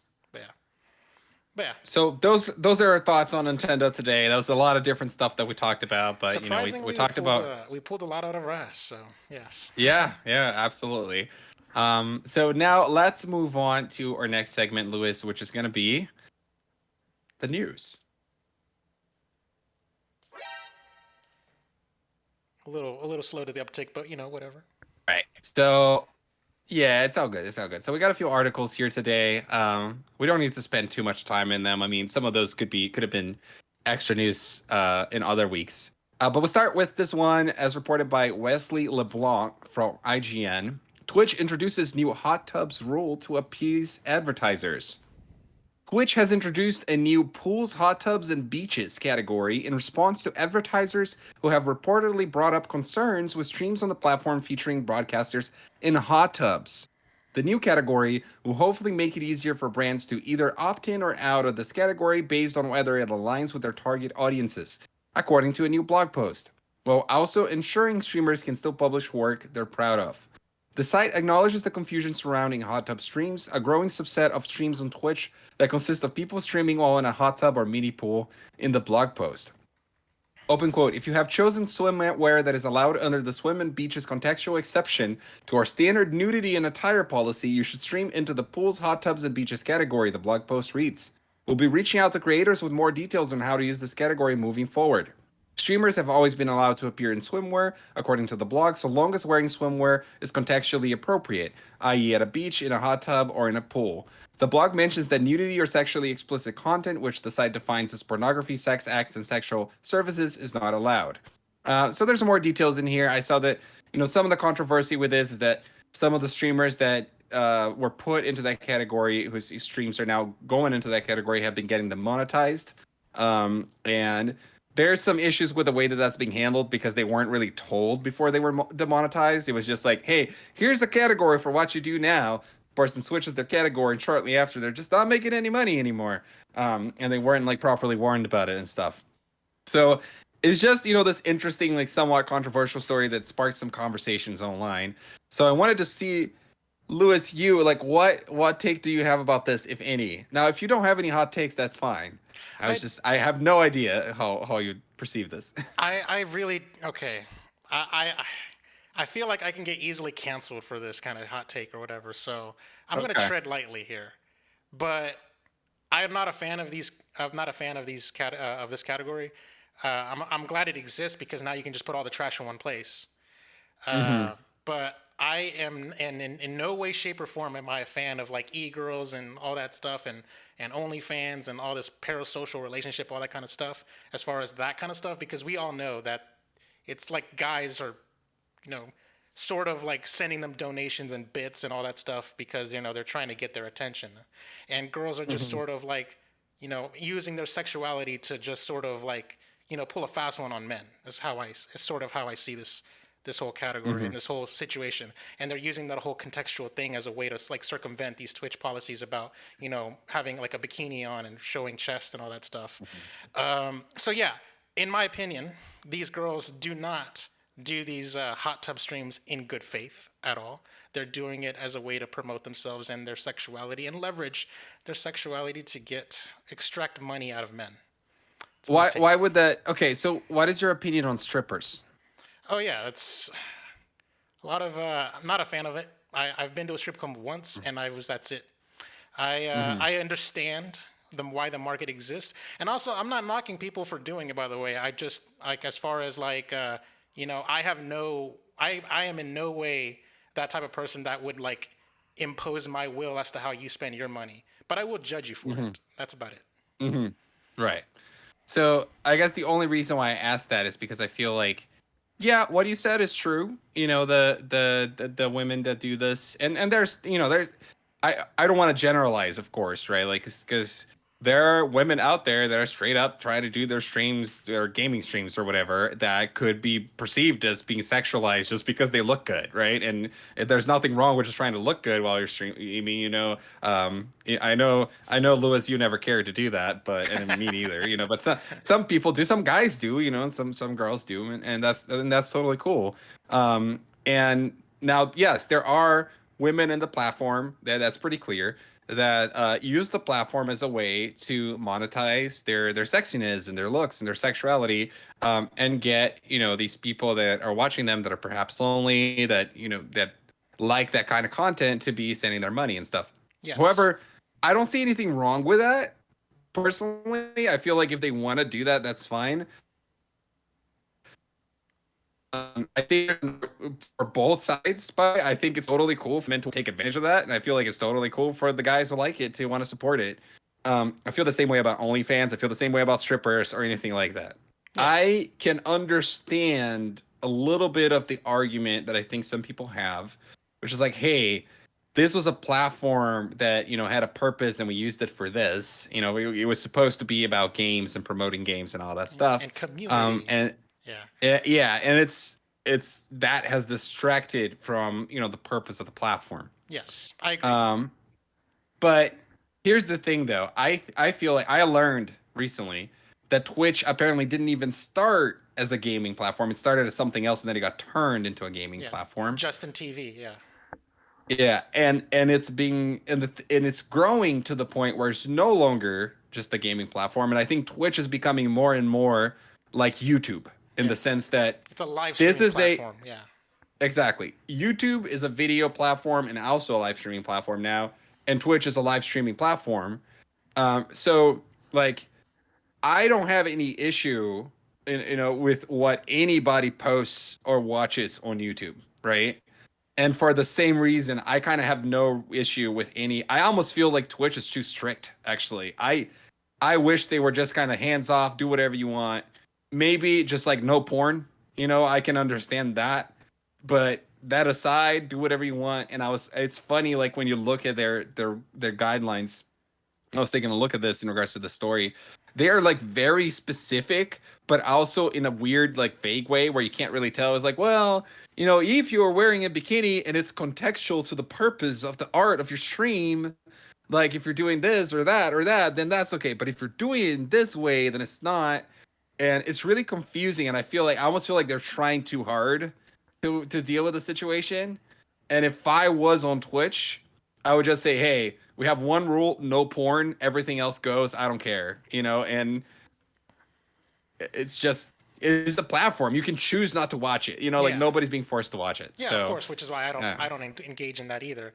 But yeah, yeah, like I said, like my whole argument, and I guess we both agree on that, is like these girls are not doing this in good faith. They know what they're doing. They're doing it on purpose, and they will feign ignorance as well. And I've seen that happen as but well. okay, wait, I gotta stop. Like, what does in good faith mean, though? Like, does that mean that, like, you know, doing a job for money is like, oh, you're not doing it in good faith because you're just doing it for the money? Yeah, well, like you know Like, what I mean. Like if they were all about okay, if they were doing just chatting, you know, they would just be at a table just chatting like us. You know what I mean? They mm-hmm, wouldn't. They don't necessarily need to like do just chatting like this. You know what I mean? mm-hmm. They also don't. When it comes to like playing games and stuff like that, I've seen like the freaking like oh, let me do like a certain camera angle from up here that points this way and stuff like that. Why? Okay, that's how you're gaming. Is that All how right, you want to do all it? right. Upskirt shots, all that stuff on purpose, and oh, let me just bend over, and we know Let, what you're let, let, doing. right, right. Well, yeah, yeah, we know, and they know, and I'd argue they know we know. But here's here's the thing, Lewis. Okay, like if you wanted, let's say you wanted to make money from your stream. Let's say you have a Twitch stream and you're streaming every day, and you're trying to grow, you're trying to make money, and then you realize that if you just if you just go shirtless every once in a while, if you wear a tank top or whatever, then you get more views, then you get more money. You realize that if you bend over to pick up something that you dropped and you show your butt maybe a little bit to the screen, that you get more tips. Like, can you really fault somebody for wanting, like, wouldn't you want to do the same? Like, that, I guess that's my point. Like, I don't necessarily judge somebody for wanting to do things like that for their own gain, because at the end of the day, we're all trying to make a buck here and, live life. And, Yeah. you can be damn sure I would be naked, here right now if I could. And I knew that it was going to make our podcast get more hits or something. I am, I'm partially joking through all of this. My whole point is I don't judge, and I kind of feel like you do a little bit, but that you're not, it's not like you're angry about it or anything either. So yeah. Yeah, yeah, no, like I'm just, like I said, I just, it just sort of nefarious is how I see it, and that's like I'm not a fan of that. Hmm. Someone like an Alana Pierce just playing games, just hanging out, that's fine, Hmm. but yeah, that's how I was gonna Yeah. say. Alana Pierce actually shout out, made a video talking specifically about this situation. If you want to go watch that. Yes. Um, cool. Let's move on to our other stories here. So, first one, or second one actually now, from Wesley in Pool for Eurogamer. Sony seemingly reviews Uncharted 4 is coming to PC in an investor relations document. It's pretty short. In a document published as part of Sony's Investor Relations Day, Sony mentions Uncharted 4 under more PC releases planned on page 26. Sony's putting more of its PlayStation 4 games on PC. It's already released Guerrilla's Horizon Zero Dawn on PC, and most recently, Sony Ben's Days Gone. It makes sense that Naughty Dog's 5-year-old adventure game would be part of Sony's PC push. So do you think it's going to happen, Lewis? Yes, I don't doubt it for a second that that's gonna happen. Yeah. Don't really have much to say other than I want to see, like, if they're gonna put these games on PCs, I expect it to give it the full PC treatment. I'm talking ray tracing, 4K, 60, 1440p, 120 frames per second. Like, give me all the toggles, give me all the settings, give me all of the optimizations you can possibly give me. Like, that's the only thing I Yeah. ask. If you're just gonna do like a botched port and stuff like that, then or something's like missing or whatever PC Master Race demands. I think anything short of it, you're doing it wrong. Is how I sort of see it. Yeah, I'm not a I like having my toys, but you can have my scraps, I guess. I love you. I feel yeah, I feel like this is for sure going to happen. I feel like we're going to see more of it. Actually, whether we see more of it depends on how well these games are selling, which I'm not sure. I think that some of them have done well, some of them have not as much, or taken some time to get going there. I would go as far as, like, I feel like Sony could even do like, make it a new official policy where they go like, hey, every time one of our games hits 3 years, it's coming out on PC, or something along those lines. And I wouldn't care. And you know what? All the Sony fans that own their PS5s and etc., like you, Lewis, would shit talk it, and it wouldn't care either. It wouldn't change their purchasing decisions at all, I bet. Because you know what? Like, people want to play, like, the people that are the most involved in those ecosystems, the ones that are playing, paying full price for the games, and making a game a success or not, they would want to play it day one anyway. Like, it could even be like a year later or whatever. But, like, with Uncharted 4, like, 5 years later, like, who is even buying that right now? Almost nobody. So And it's part of it the doesn't. PlayStation collection, the PS Plus collection, if I'm not mistaken. Yeah. Also, Yeah. So, like, separate side note, why the hell are you starting with 4? If you're gonna get PC players into the franchise, you should start with the trilogy. that is a perfect point. So maybe we will see. Maybe that's why I haven't seen this announced yet. Maybe we'll see the trilogy get announced first. I don't know, but I think you're absolutely right. It makes no sense. They should have just ported the trilogy first, and then maybe like a year later port Uncharted 4. That makes a lot of sense. Yeah. All right, let's move on to the next one here. Gearbox is adding Borderlands 3 crossplay, but Gearbox was told to remove PS5 and PS4 support, reported by Liana Rupert for Game Informer. Sony has isolated itself in the past when looking at crossplay, while the company eventually conceded to long-time pressure to add this feature for games like Fortnite, despite its previous staunch stance against opening up the ability to play between platforms. It looks like it's still an ongoing battle. Gearbox CEO Randy Pitchford confirmed that Borderlands 3 crossplay is included in an upcoming update for the game, but that the publisher has removed compatibility for PS5 and PS4 players due to certification. Pitchfork took to Twitter to confirm the crossplay news, a feature that will be available for Xbox, PC, and Google Stadia players. It was meant to include support for PlayStation players before Sony stepped in. Here's the tweet. Good news or bad news first? Good news. An update for Borderlands 3 has been prepared for release that includes full crossplay support across all platforms. Bad news. For certification, we have been required by the publisher to remove crossplay support for PlayStation consoles. Yeah, so not too different than what we've already heard from Sony in regards to these things before. I kind of get the vibe that we don't have the full story to this. I feel like there might be some more details here that we're missing, but what is your gut reaction to this, Liz? Man, my gut is telling me that this is PlayStation being PlayStation. You know, we just found out like recently because of the court case document leak that PlayStation is charging, for crossplay. At this point, after reading that first paragraph, I thought to myself, I was like, you know what, Microsoft's gonna buy Gearbox. That thought just sort of came into my head, just because.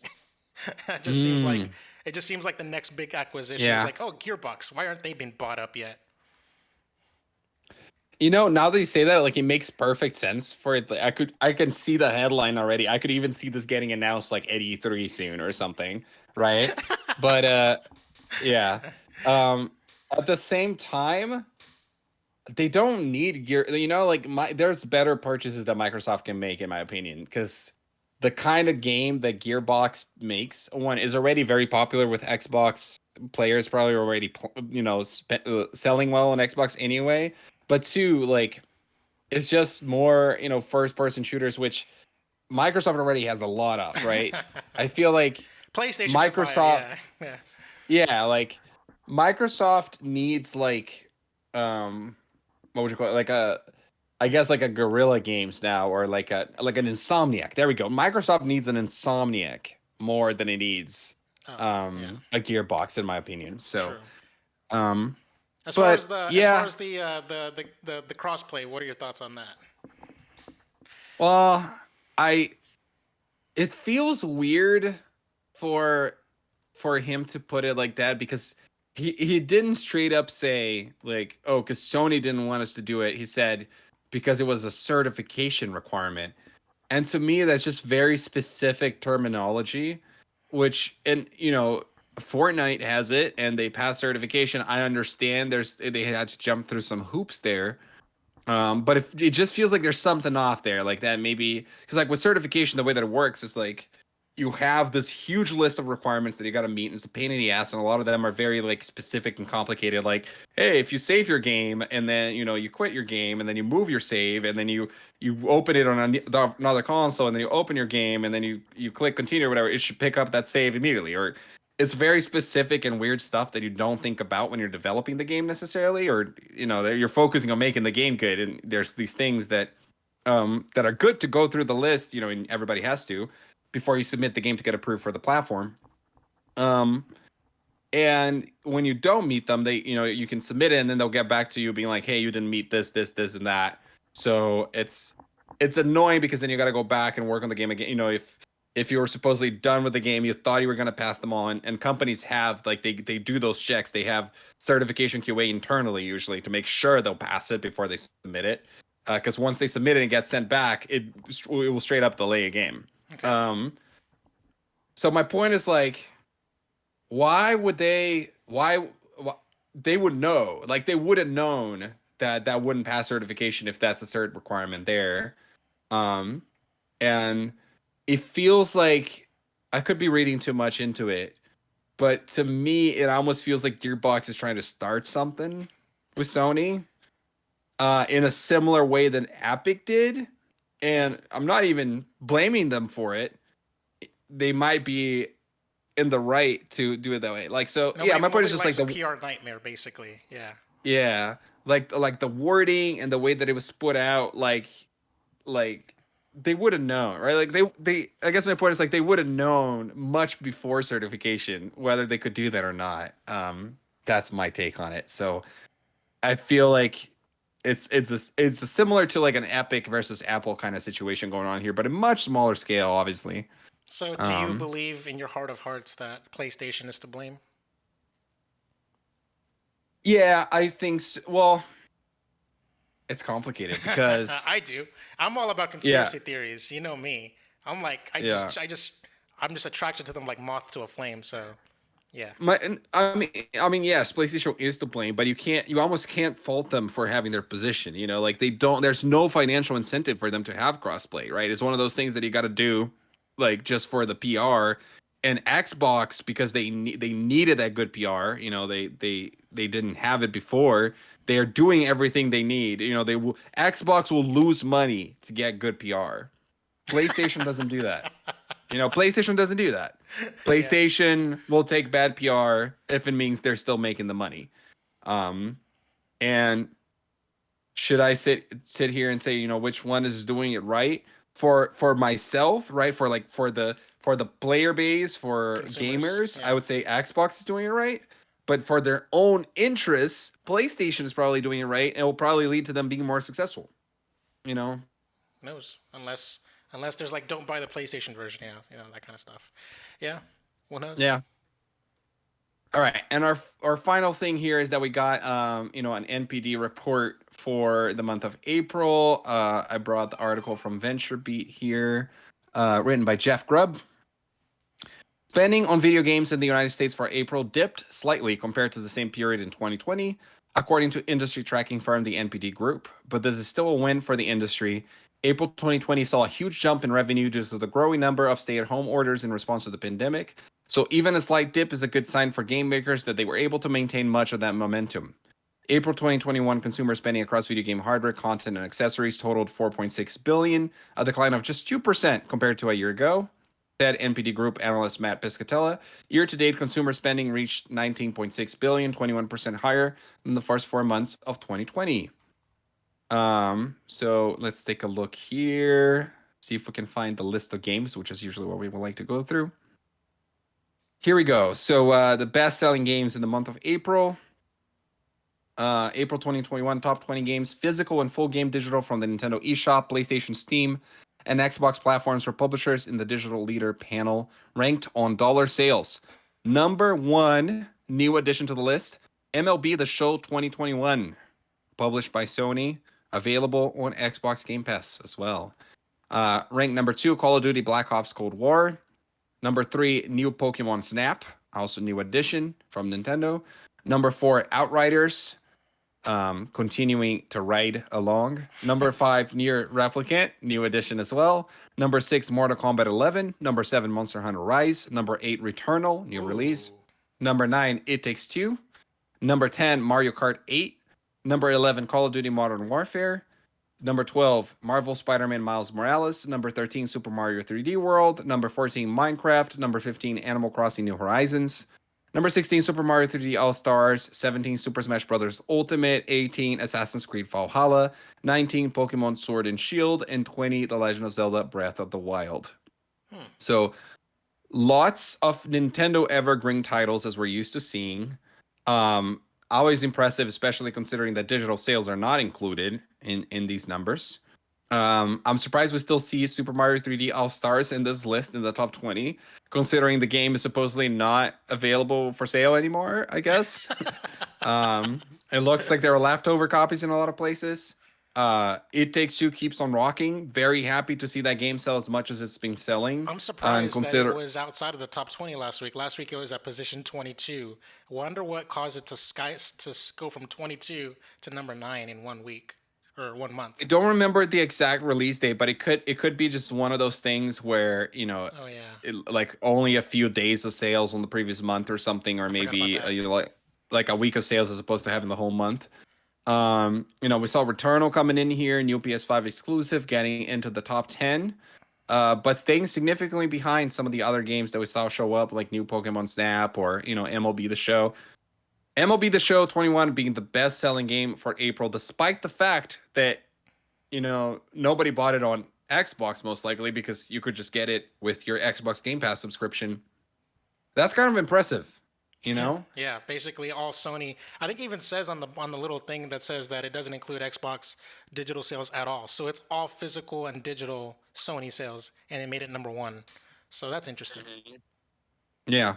So it kind of goes to show that despite the fact that a first party Sony developed game came out on Xbox Game Pass, that the PlayStation fans that play on PS5 is still went out and bought the game. I did not expect to see that because I would have expected that if anything, those people would maybe even boycott the game. You know what I mean? Yeah. Um, but no, they still went out in what do we say in droves and got it. So yeah. Anything else you wanna bring up here, Lewis? Just wanted to say that give a shout out to Jeff Grubb. He was on Level One Gaming's Hmm. flagship podcast, the Double XP podcast. And so, you know what? I'm gonna just hit up my friends at Level One Gaming and be like, let me slide into Jeff Grubb's DMs and let me get him on this show. That would be nice. That would be nice. Yeah. He definitely is being breaking a lot of news recently. He's kind of becoming the new Jason Schreier in some ways, I'd say. Hmm. I'm gonna add some more info here. So MLB The Show 21 was also the only game to the best-selling games of the year so far. It went in there at number 3, so it's right behind Call of Duty Cold War and Super Mario 3D World. Um, and then I wanted to see if we have some console sales numbers here, but I might have to fuck. I'm on the Mac. uh, let's see. Well, yeah, we got the numbers for total video game hardware, but it doesn't look like we have like comparative console sales is what I was looking for. All right, that's fine. Um Louis, let's go through our extra news here. We got 6 items today. Number 1, a developer who worked on Microsoft's original 2001 Xbox console who wishes to remain anonymous informed Kotaku of a hidden Easter egg in the Xbox dashboard that's remained undiscovered for nearly 20 years. So you can go look at that if you're interested. Number 2, Square Enix Japan revealed 6 new Dragon Quest experiences, including Dragon Quest XII, The Flames of Fate, the next mainline RPG in the long-running series that has a much darker tone. Whoa. Number 3, following the death of acclaimed manga author and Berserk creator Kentaro Miura, players in the Square Enix MMORPG Final Fantasy XIV paid tribute in a virtual vigil. Damn. Number 4, Sony Interactive Entertainment has claimed that the high-end PlayStation 5 model will break even beginning in June 2021. Number 5, Xbox announced that their E3 showcase will stream on Sunday, June 13th at 10 a.m. Pacific time. The show will be focused on games from Xbox Game Studios, Bethesda, and third-party partners. Number 6, Sega is remastering Sonic Colors, the beloved Sonic the Hedgehog game originally released in 2010 for Nintendo DS and Wii, for modern platforms. It's coming to Nintendo Switch, PS4, PC, and Xbox One on September 7th under the name Sonic Colors Ultimate. There was also some other Sonic announcements. They teased a new, next-gen Sonic game coming in the future. I don't think there's a lot of info on that. And then there's also some Sonic games coming to PlayStation now, which we might hit on our Broke Gamers Guide segment. Bliss, anything you got to say over here? I just gotta say that the Xbox's E3 showcase plans, it kind of seems like a little bit of weak sauce and stuff like that. Like, not to say that I'm not hyped for any Xbox announcements, but that is to say that it's, from my understanding, I believe it said it was gonna be 90 minutes, which is a little bit on the short end. But sometimes sometimes short and sweet, and it's a very, if it's a tight presentation, that's a good thing. But it's also going to have Bethesda Studios in like lumped in there since Bethesda's first party, and usually like that was usually two different conferences, like an Xbox conference and a Bethesda conference. And I would have liked to have seen like a Bethesda only conference as well, because it kind of even though the announcements may not necessarily be more, it would almost kind of feel like it's more. You know what I mean? So Yeah. I'm gonna disagree with you again. I feel like we have like lots of disagreements this episode. I am so happy that they're doing them together. Because I feel like the general consensus has been that Bethesda conferences have gotten weaker ever since their first one. that's true. Because they just don't typically have that much to show to fill a whole conference, and they end up filling time with a lot of things that most of the audience is not that interested in. Okay, fair point. Fair So point. yeah, so I actually like the idea. I would even have been down with it being shorter. I like a tight, like, give me the best stuff. Like I don't want to waste time with anything that is not impressive looking. You know what I mean? Like So I hope, and I know that's not going to be the case because it's never the case, but the ideal E3 conference to me is like show me 10 games, but show me 10 awesome games that I'm going to want to make a note of and make a point to like play eventually when they do come out. You know what I mean? So like Nintendo Um, Direct, you know how like Nintendo Directs are always so tight and so fast paced. They're like yeah. they don't linger on anything too long, and yeah, I get that, and I'm all about that. But sometimes I guess my little lizard brain kind of sort of likes to equate that more is more. You know what I mean? Yeah. So I want a 2 hour conference. Give me more. Yeah. I want. Yeah, no, that's fair. And I mean, we're excited for E3, right? Like we didn't have E3 last year. We had, Summer Game Fest spread throughout like 3 months or many months actually. And it's going to be the same this year again, but at least we got that one weekend where most of the stuff is going to happen in that weekend. Because we already know that, Square Enix is going to be doing something, doesn't have a date yet. Nintendo is going to be doing something, doesn't have a date yet. Microsoft has a date, and we got PC games as well. There are some other weird ones like the Kyle actually mentioned about this one. The Wholesome Direct is happening on Saturday, and a few other things. So we're excited. We want to get a lot of stuff during that weekend. But I also know like I've seen so many of those conferences where I watched the whole conference, and soon after it, when I look back to it, I remember like four things, and everything else just kind of blends together. Um, like, oh yeah, there was like a looter shooter, like third person, like action game or whatever. Like what was that again? Was it Godfall? Oh no, that it was God's Fall. Oh, okay, all right, cool. Fair enough. um Fair enough. You're right. You know what? I retract my opinion. Yeah, you're right. um But yeah, I guess. Yeah, I guess I need to talk that one out. But I guess yeah, tighter always a good thing. Last thing, people sleep on Sonic Colors. Sonic Colors is definitely one of those hidden gems on the Wii. I actually have it on the Wii, and yeah, it's. I'm glad that it's getting its time on the limelight. So I mean, I'm pretty sure it is a stopgap because I am pretty sure in a non-COVID world because of like last year's South by Southwest.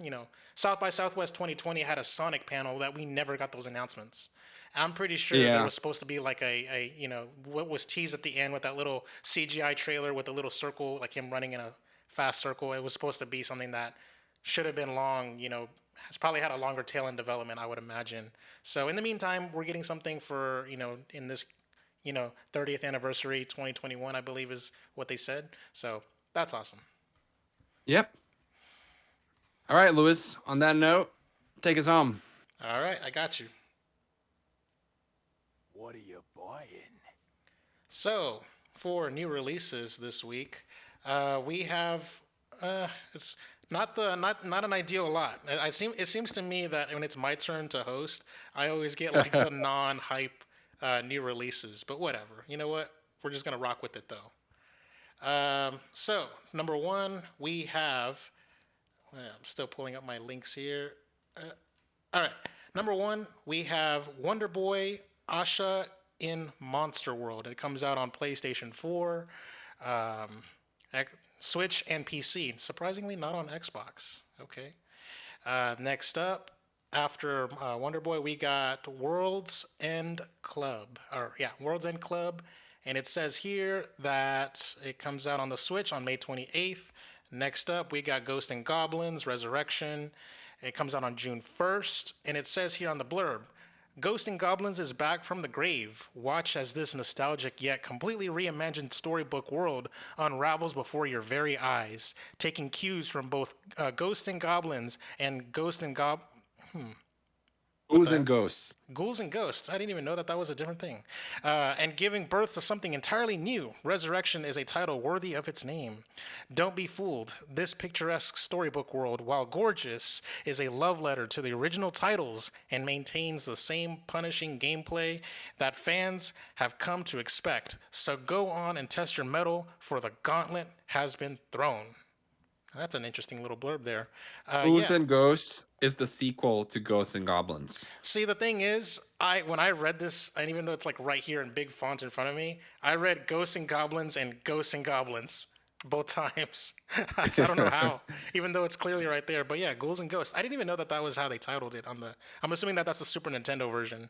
But yeah, so They it's like a rebootquel, and it was out on the Switch and back in February, and now it's getting its PlayStation 4 and Xbox One port, so you can get it right there starting June I 1st. just want to say that this franchise has actually a lot of releases, and I had no idea. So it was like Ghosts and Goblins 1985, Goose and Ghosts 1988, Gargoyles Quest 1990, Super Goose and Ghosts 1991, Gargoyles Quest 2 1992, Demon's Crest 94, and it keeps going. There's like 15 games.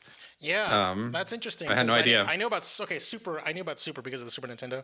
But also, Mhm. separate side note that I know about the character Arthur because he was in Marvel vs. Capcom 3 and Marvel vs. Capcom Infinite. So Mhm.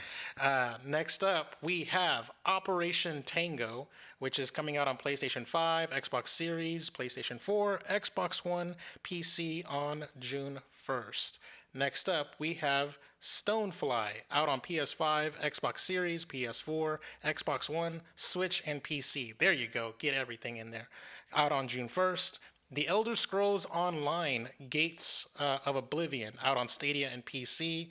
Oh man, you gotta have an artwork there, man. Come on. This is how you promote yourselves. It's going to be out on, June 1st. Next up, we got World of Warcraft Burning Crusade Classic out on PC on starting June 1st. And Wreckfest out on PlayStation 5 June 1st. Pro Cycling Manager 2021 out on June 3rd on PC. And finally, rounding it out, we have Tour de France 2021, PS5, Xbox Series, PlayStation 4, Xbox One, PC, and June 3rd. Dan, pick of the week. Um, I don't have one. Yeah, I'm not even gonna say Ghosts and Goblins Resurrection because I have no attachment to that game, and I nice. don't really know any of these games, honestly. So Fair enough. Fair enough. Yeah, you know, probably like this will probably be the only one of the go downs of the only time where on this podcast there is no pick of the week. Just play something on the backlog. yeah. All right, we'll go ahead and move on. Got a selection of good things on sale, stranger.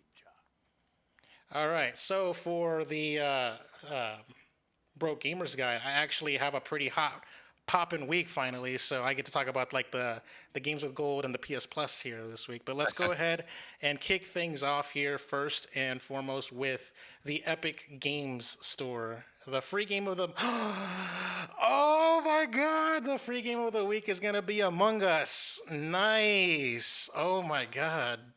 I thought the game was free. It is free on mobile. It's Mm, $5 on PC and $5 on the Switch, but I think a couple of weeks ago it was on sale for $3 on the Switch. So damn. Hmm. nice. Get you that $5 game right there. Among Us totally got my seal of approval. Okay, because even though I hated the game because of my experience with my friends, because they're shitty, but it's still a good game. Always, I recommend that you play it with Discord, of course. But yeah, it even says right there, $4.99, just slashed. That's like the best value in gaming right there. I Oh say that. man. I say that both like facetiously and genuinely at the same time. Okay, play with 4 to 10 players online or via local Wi-Fi as you attempt to prepare your spaceship for departure. But beware, as one or more random players among the crew are imposters bent on killing everyone. I believe it won Best Indie Game of the Year for the Game Awards, if I'm not mistaken. Yeah, I think it did. It won a bunch of awards. I think it was Like two. even That was two. yeah, yeah, Well, at least the Game Awards, honestly, but it did win other awards as well. But yes. yeah. That's what I meant. As far as like we don't know what next week's game again. It's still another mystery game. I like it. I'm a fan of the mystery game because we know we're gonna bring the hype.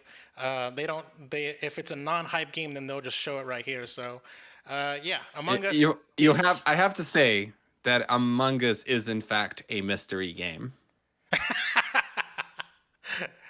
You and your puns. All right, all right. Next up, we got the Xbox games with gold. Now I'm not gonna lie here. I'm actually a little impressed, just ever so slightly, because of the Xbox 360 headliner, in my opinion, is Injustice: Gods Among Us.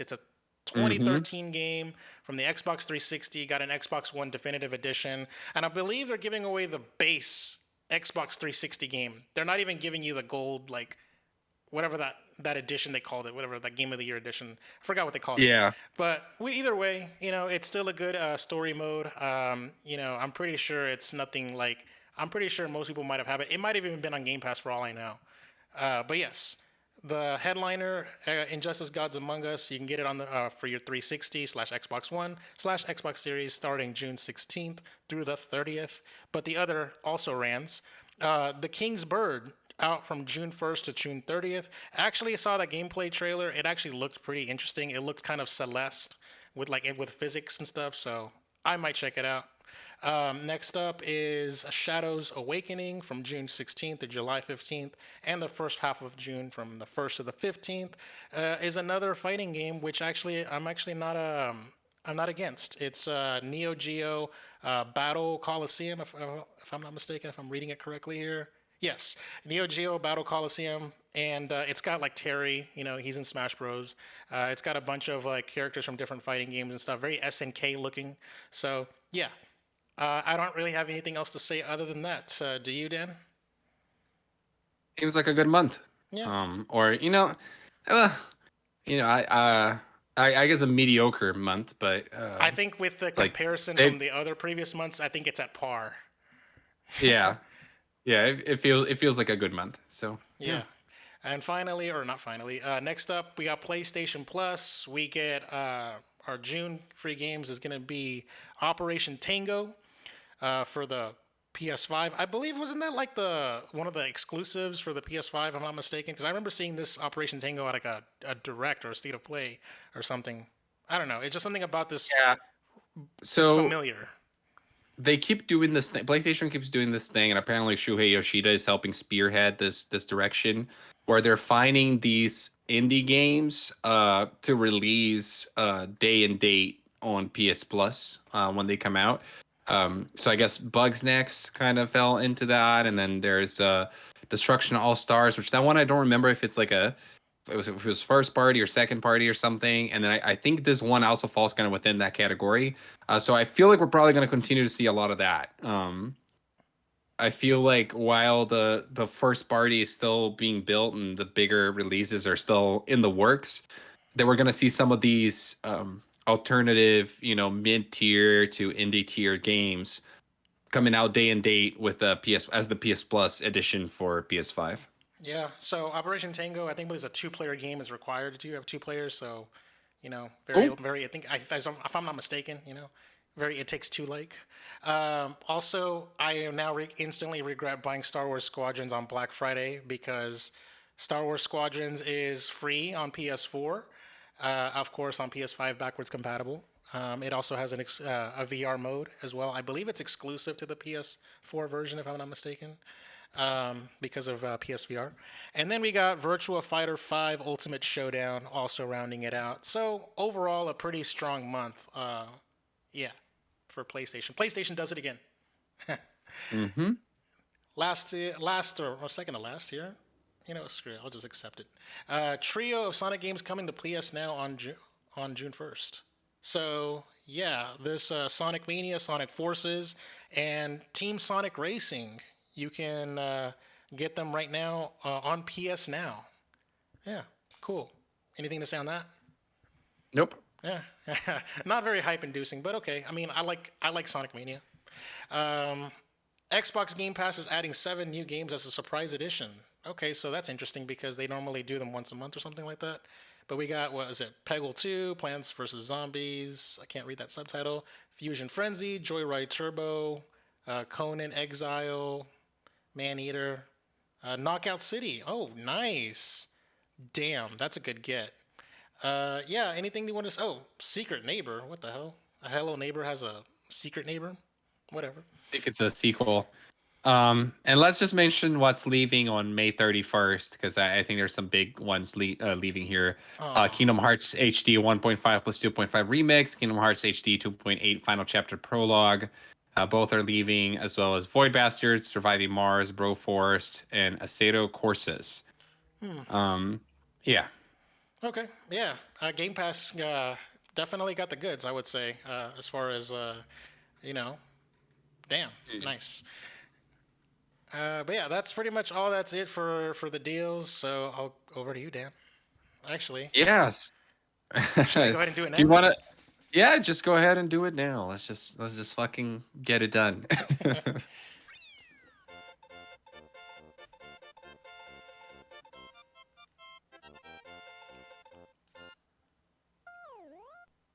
Lewis, I recognize I've been pretty much off for the last 10 minutes of the show. That tends to happen pretty often, but it was like more than typical today. I'm like, hey, what do you think, And I Dan? Like, no, I don't really care. and I apologize for that, but it's just like we've been going long and I'm tired as hell. And then I was also getting some text that I had to respond to. But either way, I appreciate everybody that stuck with us. And I feel like, we had some pretty good discussions today, in the topic of the show and in the games we're Freaking the playing news, and the news and stuff. the hot So tub streams.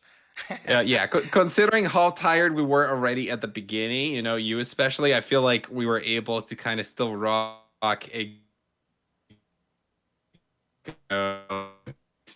in there where I didn't care. It was a combination of like I was tired, I had to answer to some text, and then I did not care about the content personally. So, but anyway, Probably shouldn't say it that is on time air, to but end. whatever. Yeah. Yeah, it is time to end. Thank you so much for joining us for another episode of Ready Press Play. Remember, you can reach the podcast at ReadyPlayNetwork.com or simply at Ready Press Play on Twitter or TikTok. I'm on Twitter at the Dan Lima and Lewis. At Chakalaka88. That's right. See you next time. Bye bye. Peace.